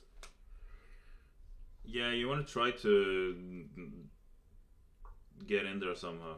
Check. So bishop a6. Bishop g5. Oh, okay. Like this. And now there's a mate, unavoidable mate. No, g5, but yeah, it seems. Okay, so queen dangerous. e5. This is tricky though. I'm not sure if Jordan is in control here. Both players down to 4 minutes.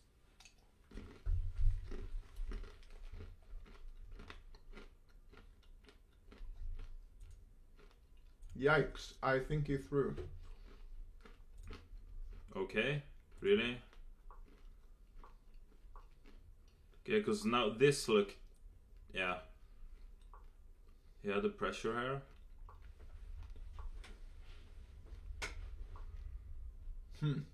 Okay, because yeah, there's looks like there's something there. Well, through is a bit strong, I would say, but apparently Black is doing fine, and if Jordan is not careful here, he may quickly lose. Yeah, this has changed this game. The tables have turned. Okay, so we're are we ahead on? Okay, so we are ahead on in Offerspill is ahead on Urkedal, Ariantari, and this game. Yeah, this Prague is is probably, winning. oh, so Prague played g5. Beautiful. Found the move. Where? You see it? There.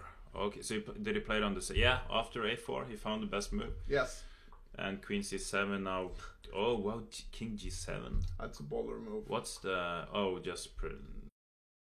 Threatening rook b1. Yeah. Ah, very nice check. Okay, yeah. And now the rook is coming in. Perfect. Now after this... So you win the rook.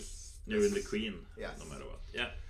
So, nice. Romanov resigned. Great game by Prague, I have to say. So now it's 1 point ahead for Offerspill against Vålerenga. Yep.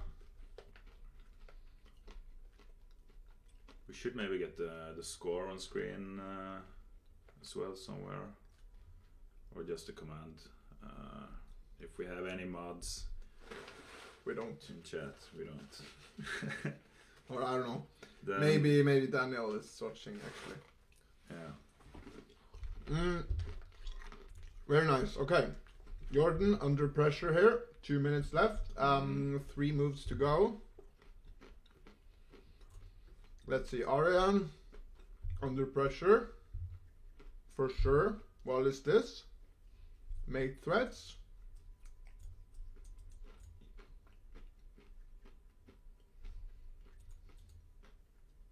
Oh no. Whoa. Okay. Oh Oren is... whoa.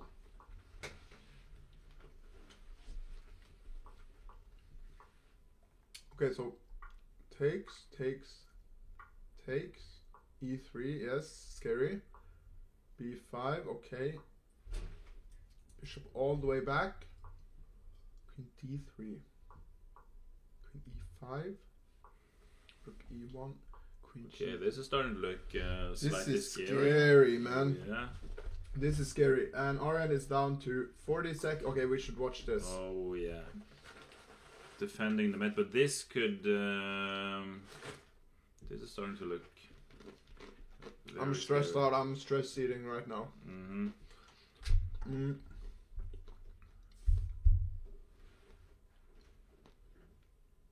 How do...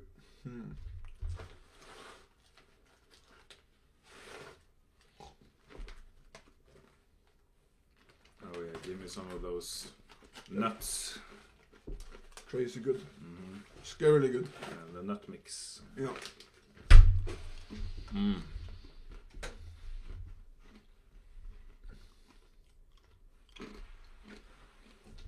What do you do here with black? Find a move. Okay, this. So. Oh, did it happen as you moved it? Yes. That's wild. He just moved bishop g2, and the next move. So right, the point is if you take here, then take here, and you gobble up everything, and black is winning. Yeah. So it takes knight e2. Knight e2, yeah. And now. Where do you put the queen? No.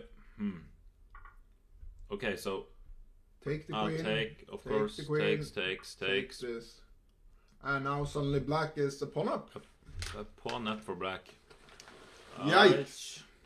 Okay, Oren is not winning this game. He may lose, he may draw. He is fighting for a draw. This is a good move, because this is hanging and this is a threat. Oh yeah. So maybe I'm leaning towards a draw, yeah. This now it seems like he can... Yeah. Draw. Oh.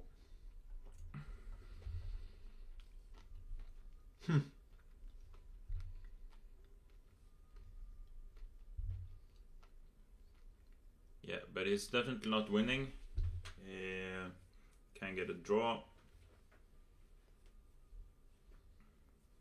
No, this should be a draw, I think. I don't see...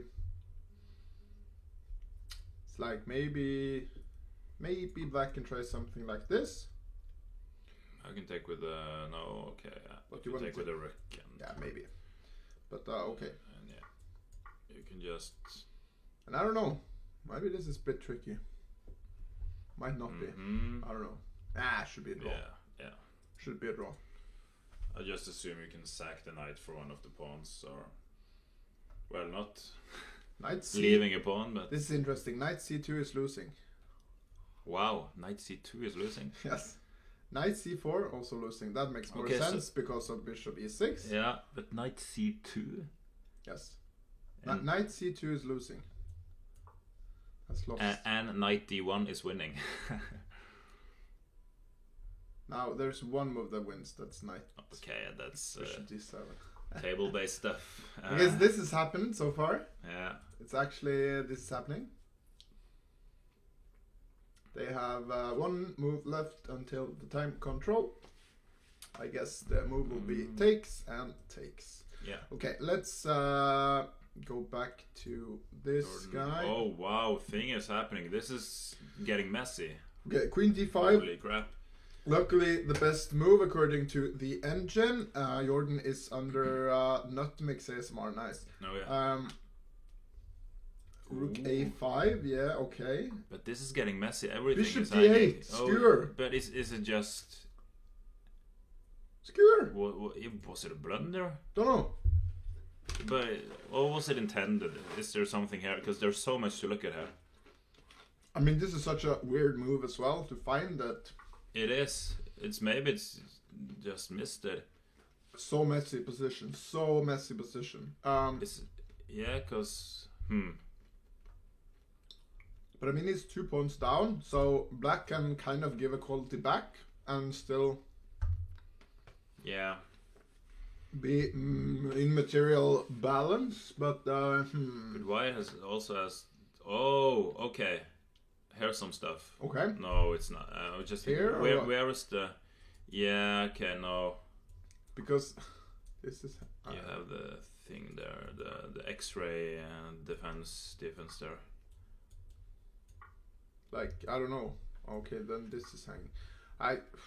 You need to be really careful here. So black is in time trouble. We can see him on screen. Yeah, those are the players on screen there.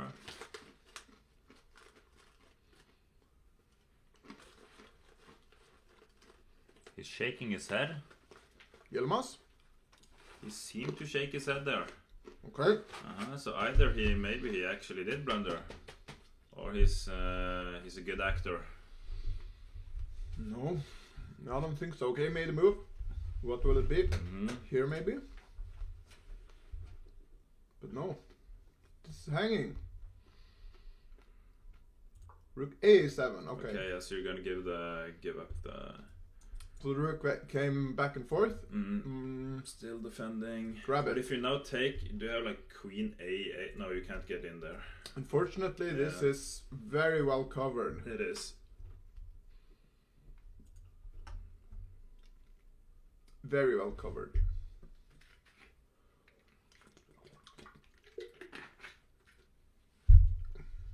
Takes. Okay, takes. Okay, so rook F8. But then you can exchange queens and also Oh no, you take. Oh lol. So, but you can exchange queens first, and then. What about this? Yeah. No, you can take. No, you can't take an F7. That would be a quality sack again. Yeah, this may be more precise actually. Yeah. And I'm not sure about this position, but I feel like this should be fairly balanced, and it is. Okay, yes. So that's kind of good because I was actually fearing that this could, we could be in trouble on this board here. But they do get more time now, right? So this is, they don't have like 20 seconds. That's right. They get. They played. Both have played 40 minutes. 40 moves, so they get 30 minutes extra added to the clock once one of the clocks go down to 0. Oh yeah.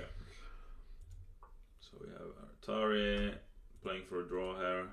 The position is a draw. It is a draw. I don't know how hard it is to secure a draw for these players. So like this and this is losing. Everything else is drawing. This makes sense. Yes. Knight C2 was difficult to see why it was losing, but but it's a strange move to make anyways. It's like why? Yeah. Anders Hopper versus Frode Urkedel. Also just hitting 40 moves, getting an extra half hour. Let's see what happened. So he went here, and now just push the pawn. Nice, I like this. Rook C1, Queen A6, getting behind the pawn. Ready to run. Okay, so he gets one pawn back, but that was not the important pawn. This is the important pawn.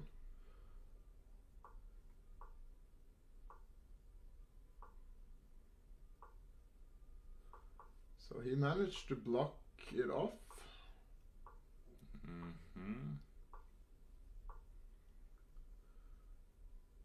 But it seems that black now will get all the pieces, that being the knights, back into the game. Like here, maybe here. Yeah. Because black needs these knights to... you want to kind of either trade them off, or maybe trade off one knight, maybe. Yeah. So black trading off one knight. Trade off one knight. And then try and... get this guy to run.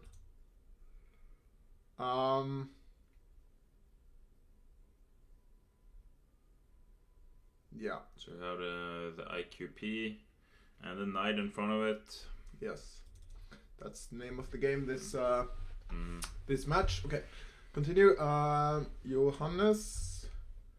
Oh, Okay, so they've exchanged. Okay, interesting. Let's see what happened. So h5, yeah, we left it off around here. Yes. Bishop d1 makes sense because, yes, you want it on c2 in order to protect here and protect here. Yeah. But especially protect on d3. Yeah, you don't want that to fall because then everything's going away. Okay. Oh, now he is saying that he wants to trade. Because if you trade now, you can open the bishop towards g6. Yes, and this is maybe good actually. It's annoying to defend. It is. This is probably good actually. Yeah. Interesting. Okay, so yeah, black chases the knight away instead. But now knight c7. It might get stuck. Yeah, you're covering d6 with the knight. Yeah, this is covering here, and you need to go via here, but then I think black will just chop it off. Yeah, that's true. So we go back. Not sure if yeah, that's probably okay. Let's see, takes, and now black trades off everything. And the question remains what to do. What about e5? Yes, e5 is on the agenda. So we need to calculate this. After takes, what do you do? I take back on e5 first, and then you need to spend a move protecting g6, and now king d4. But now, okay, knight d7, and okay, you do cover. I go b6. Maybe you don't go d4. Maybe you just go straight towards g5. But then the pawn on e5 is also yeah, it can be attacked with knight d7. Yeah, I'm not sure how to evaluate this. In my crazy mind, I kind of just want to go here. Oh yeah. And claim that these pawns are running somehow, but they probably aren't. You can always just like sack it back if. Yeah, I'm not so sure about that. The problem is that the king can get to these. Yeah, and okay. Like, let's say you go here. So whenever you play e6, you can take in the worst. Yeah, that's true. Scenario. But like, let's say you sack the knight, and we get this type of position. I think this is close to winning for white. Yeah, the king is gonna get to b6. That's true. Yeah. Yeah. And if you go here, well, maybe this is actually a draw, but I'm not even sure. Yeah, it is. Okay, yeah, it seems to. Yeah. Okay. So e5, yeah, it's probably a draw, but other moves are not looking too great.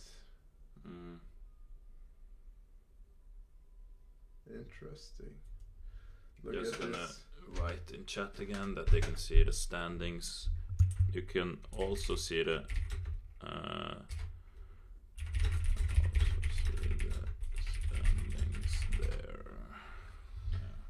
Look at this interesting line. So king d4, which makes a lot of sense because now as white we are threatening e5.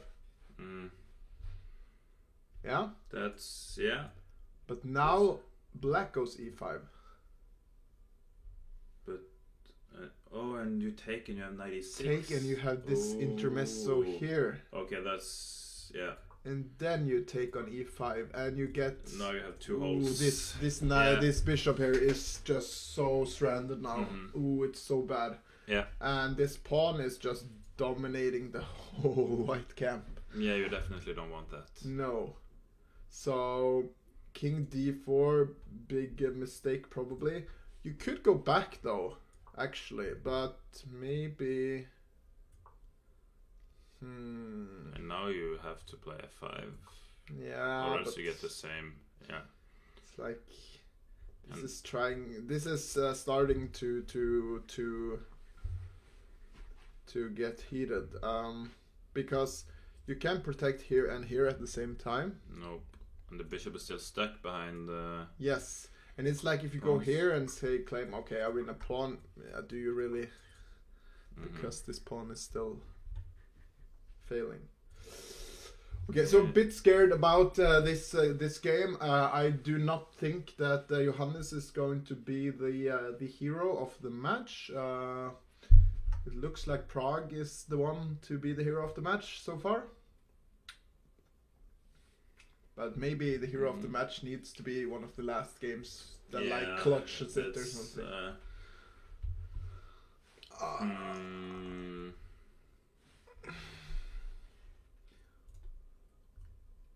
Yeah, it seems to be a close match. Okay, let's round back up to the second board. We saw bishop c7, rook c7, queen e5. Okay, queen e5. So Jordan decides to trade queens, and bishop takes, which makes sense. If black can get these pawns rolling, especially this one, because this is having a really hard time coming to d5. But if black could get this pawn to d4, I think black would be doing very well actually. Might even hint at winning. But for now it's really hard to get past this bishop. Yeah. You can always just place it on d5 if I think this should be smart somehow, because it also makes the knight a bit stuck because it's protecting this e4 pawn. Yeah, maybe you can go this, but this f5, but maybe then you're starting to risk a bit as black as well. Not sure. So I'm looking at things like this and maybe go h4 just to lock the pawn structure. Yeah, maybe. But then e3, now we can get rid of it. I'm not sure. e3. I think black do not want to trade off the rook. If he can keep the rook on, like let's say this, it's not something black wants. Well, maybe it's so hard to evaluate. Now suddenly this guy, and if this, then maybe this is scary. Yeah, you probably need to get the king back. Ooh, yeah, bishop c4. This is now d5. Yeah. And now I can try to get the other pawn in by moving the bishop. So like you put it here and then you run this with the other pawn. It's okay. G3 played actually. Okay, yeah. Okay, so G3 played with instead of this. Yeah. So what was the move we looked at? We looked at this. Now, I was thinking about f5. And I was talking about this move, but that was when bishop d5 was included.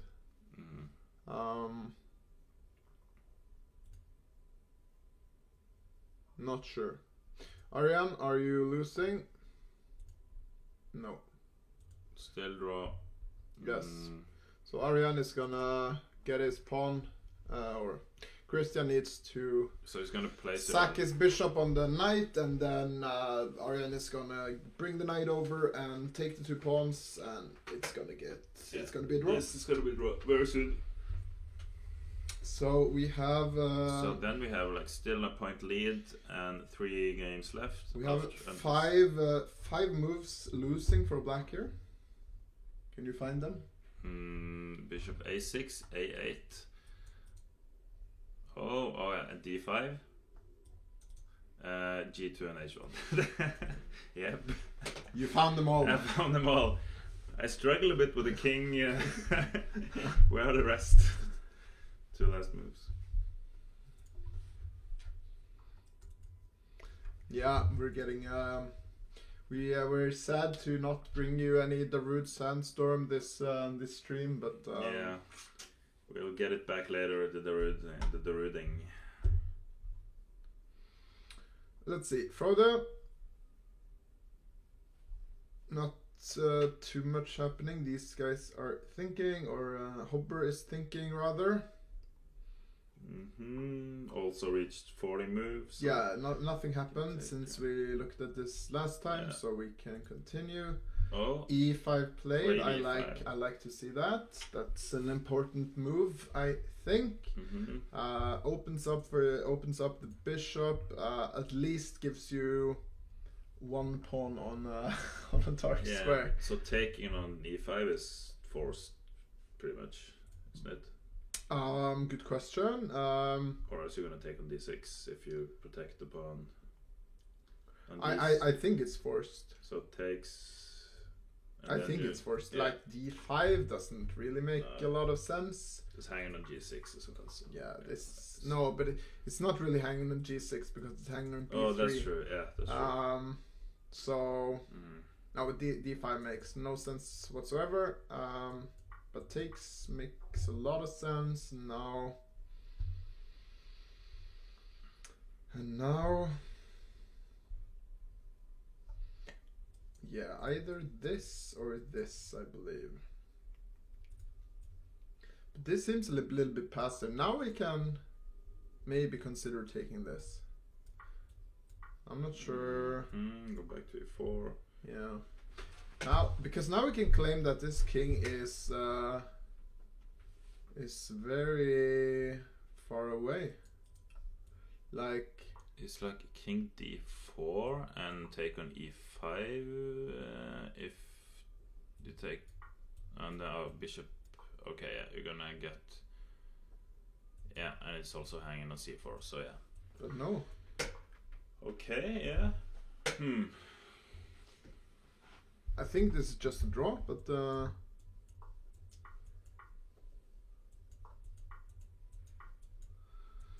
This is a draw. It is. We found it. We found the draw. We found the draw in Haug Fossum.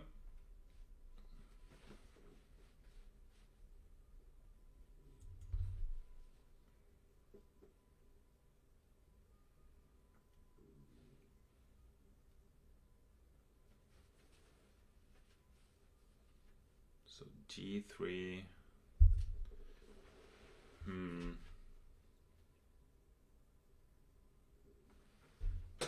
Oh yeah, so this game now ended in a draw.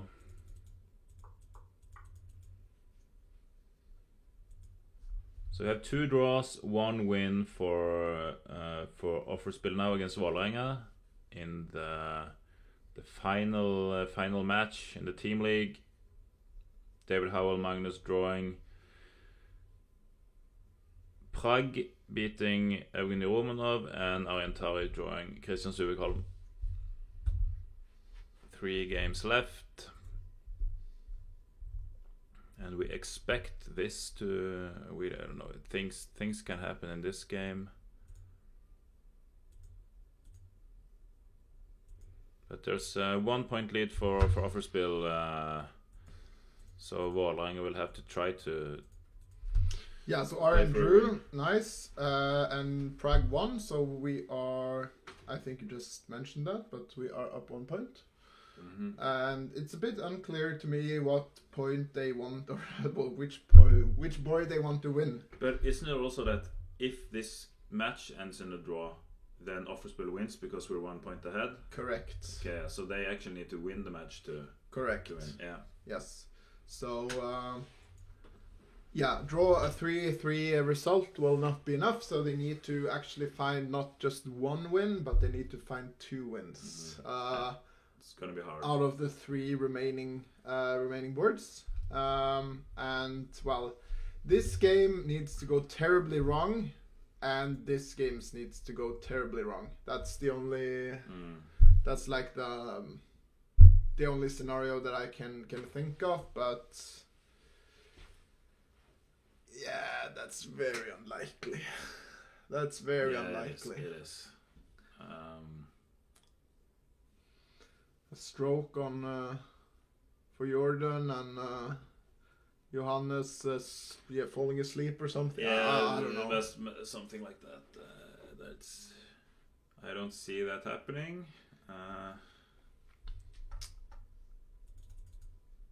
Chesspionage. Are there going to be more English language broadcasts? If so, that's definitely worth a sub. Well, you can sub if you want Chess Espionage, but what we rather want is that you actually sign up for the club. It is kind of, it's not very expensive. It's 30 euros approximately. If you're a new first year, if you're a new member, and you can join by going to offerspill.com. Let's see if we have I have a command for that. I will add a command. So we have the English sign up page, which is english.offerspill.com. Yes. So I'll make a command for that. Commands add join Offerspill. And we play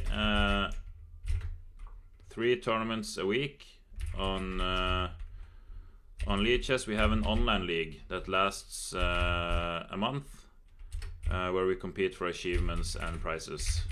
So you can read about that also on that link. So now if we put join. Very good. And yes, we do some English language streams sometimes. Depends a little bit on what we have to show you. But we're trying to have some streams from our tournaments, that being online or offline. So there will be more in the future for sure. Let's see. Rook A7. Yeah. I kind of want to go King G2 just to protect these guys. And from get it on a white square as well. Maybe this. Maybe here. Maybe here. It is hard for me to see how to win this game. I will have to admit. I think the position should be a draw, and practically speaking, it should also be a draw. I think both sides can overpush and lose. Yeah. But there shouldn't be. At least Jordan should just. He doesn't need to win it. Exactly. But like Vålerenga needs to play for win, so that's an advantage for Jordan. It is. Yeah. In this specific game, this will be an advantage for sure, because he knows that his opponent should try and win, whereas he should be happy with the draw. So for the sake of the team, So are there any of the other games that could go could have a decisive result? We have this game. This could be a decisive result for sure, but I see no other possibility than it being a win for black or a draw. I can't understand how white should win this. That will be simply by a huge blunder by Frode, but I don't think that will happen. Interestingly enough, Hobber now has 9 minutes left. I'm wondering if that is remaining. Have they spent, because I think he spent a lot of time thinking after he got extra 30 minutes. Yeah, because Urkedal. Now you see. Okay, so he actually spent 20 minutes. Yes. So he's down to 9. Yes. So wow. That's also in our favor of not losing this game. Yeah, because he got to spend now they don't get extra time. They just get the 30 seconds each move, so there are no 30 minutes after this. Yes. So nothing after 60.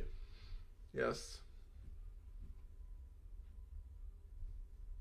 Okay, so no, this is not gonna go wrong, and then we have this where Black is thinking it could potentially go wrong, but I don't really believe it. No, that must just be if you got that variation with knight e6 in, but that's not happening now. No. The thing with the e5 and knight e6, but now white plays e5, so yeah.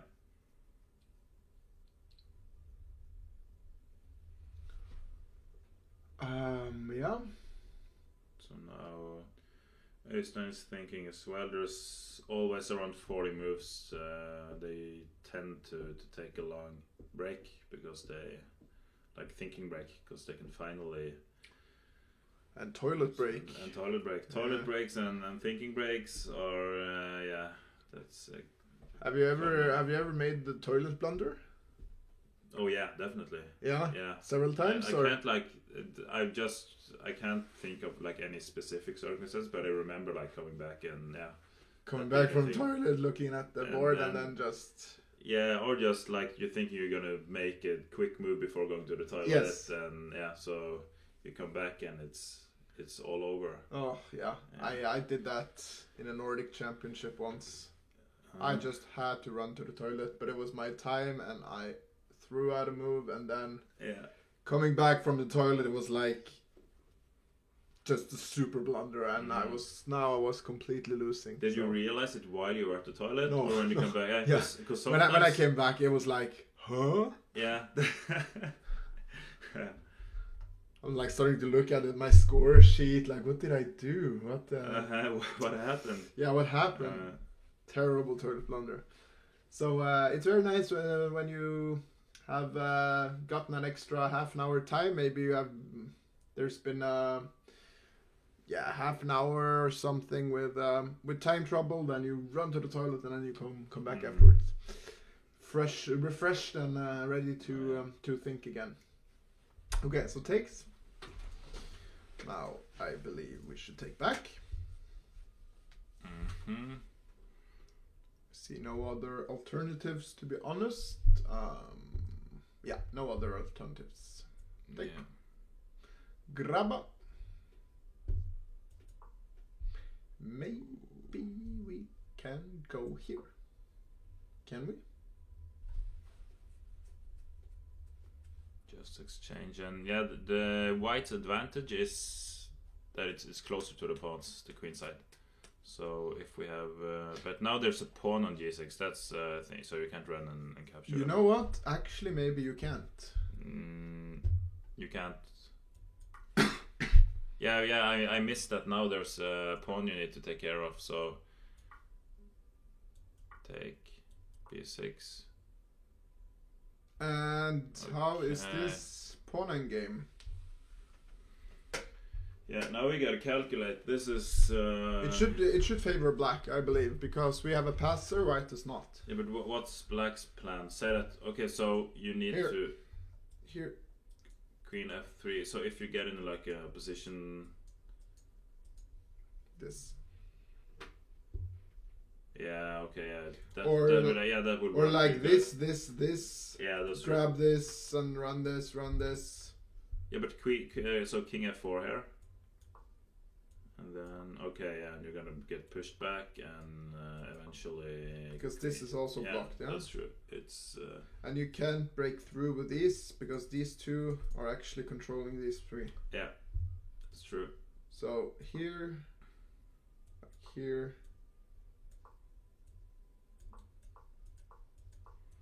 And this is winning. Yeah, exactly. So that's not the way. Let's see. We have another draw, which is a good result, I believe, in the Jordan King versus Mustafa Yilmaz game. King G2 was played with a draw offer, it seems, and that was accepted by Yilmaz. So he didn't play on? No. Okay. Strange for the team. For the team, yeah. But very well for us. This is looking better and better. Now the two remaining boards needs to be losses for us to not win the title. Yeah. Even a win and a draw is then Offerspill will win. Yeah, so it's the 5th and the 6th.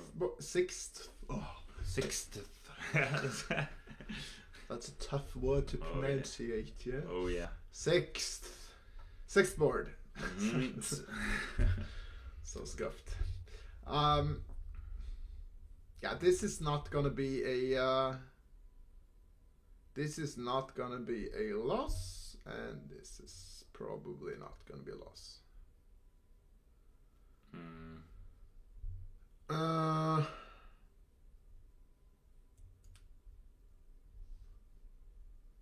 This name right here. Yeah. Classic. Oh, yeah.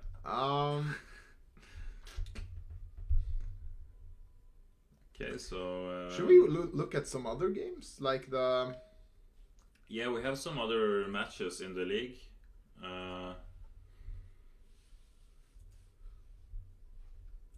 See if there's anything interesting going on juicy, in some of the other matches. White should be winning, I suppose. Quality up. Not clear though, but probably. Let's see.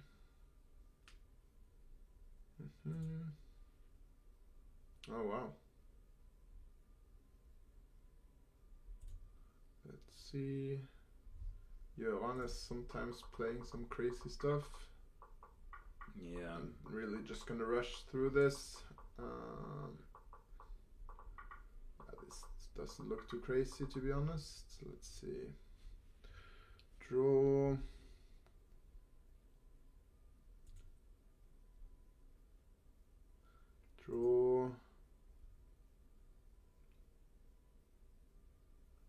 Probably a win?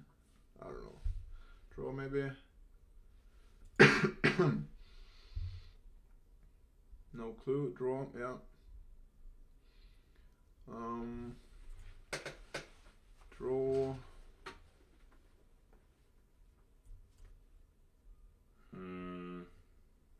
Win. Let me see this game. Benjamin is a crazy guy. Oh, yeah. Oh, wow. I love this. H3, yeah? H3 against... I don't like this... it's like... You will not... You will not play bishop g4.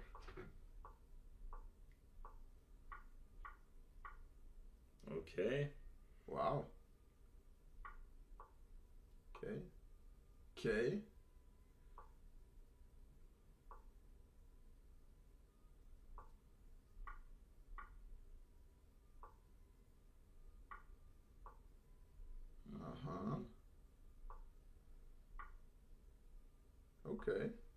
You got a good opening, it seems. Wow.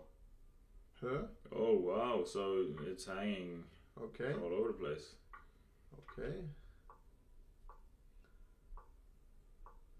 Open a hanging snore, as they say.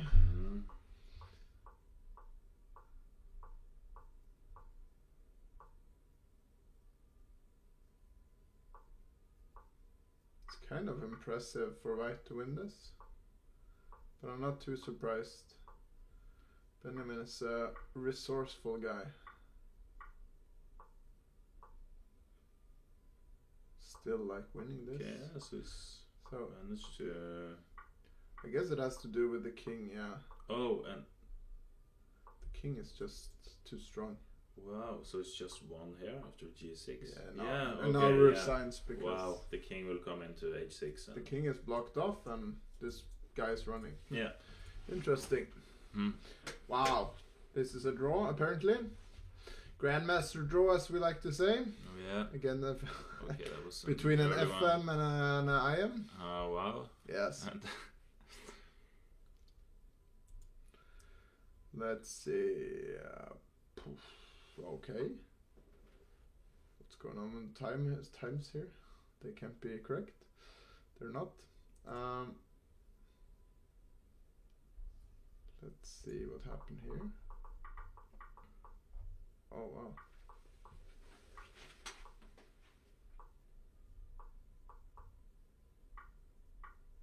Interesting opening for black. Just giving a lot of material to get some compensation and then... Oof. Ugly position. Ooh. Yeah.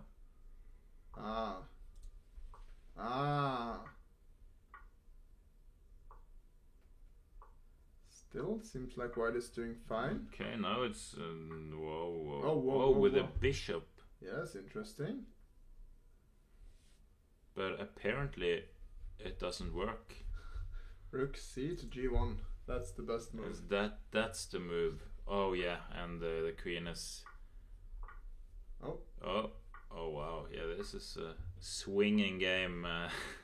Oh, that was a big mistake apparently. Lots of blunders there. Interesting. Oh, okay. Hello, Rook. Rook is hanging. Wow. But this is a threat. Yeah, over. Interesting. Let's see how Joachim. No. Yes, how Joachim is doing. Oh wow, is that a thing? F6, interesting. I didn't think so, but yeah, maybe it is. Oh wow. D4, a completely new move. This is crazy. Whoa. This is crazy.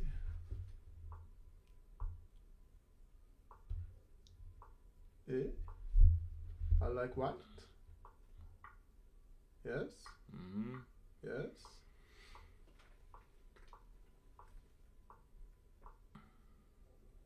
Now I don't know who I like anymore. F4, okay. Still like white. Now I don't know anymore.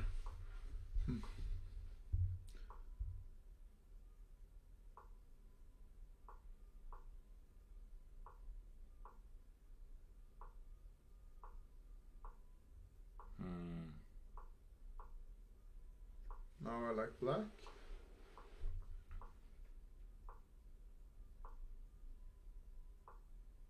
Ugh.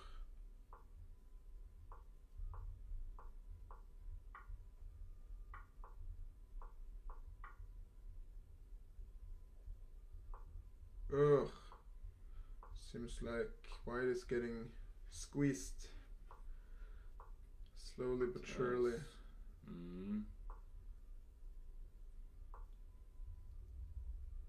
This is the current position. Yeah, black is just winning. Okay. Interesting. Let's see how Hammer won against. Hammer against Tellefsen. Yeah, Carlsbad.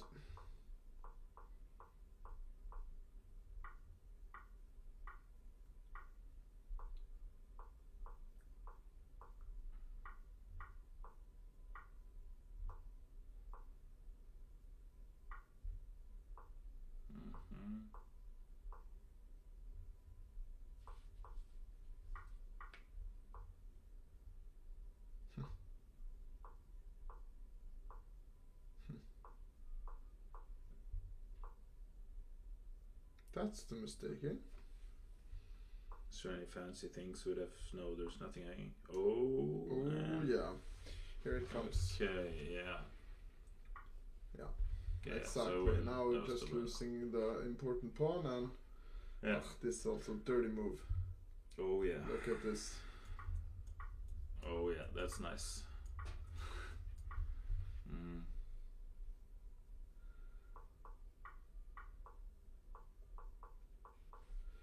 Still not over, but the pawn should be simply enough. Yeah.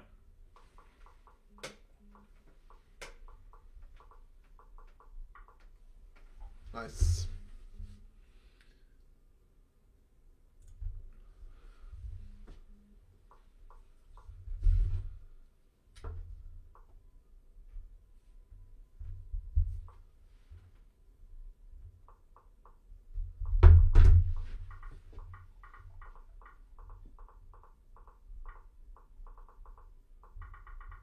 Yeah.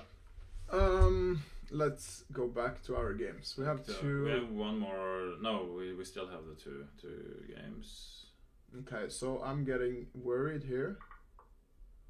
You see, knight e2, queen king h6. Okay, yeah, the pawn is starting to... Okay, so it's gonna get the king to h4 and start running. Okay, so apparently this should be a draw. But... it looks scary. Well... Like king e... no, you can't run to f4. Yeah, the thing is, you can't really go here because then you lose this pawn. Yeah, so you want to keep the pawn and then run? Yeah, I don't know.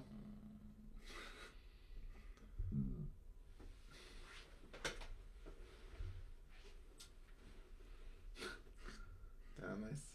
And let's see. King g7.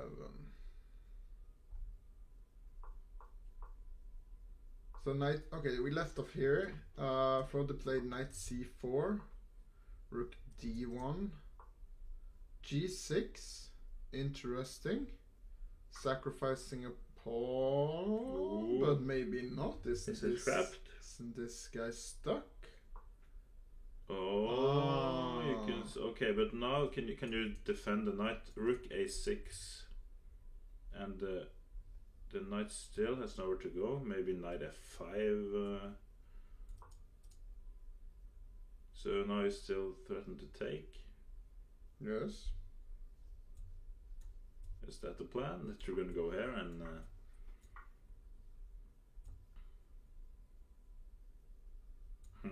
Where do you go? Here? Maybe the safest? Seems like black has everything under control.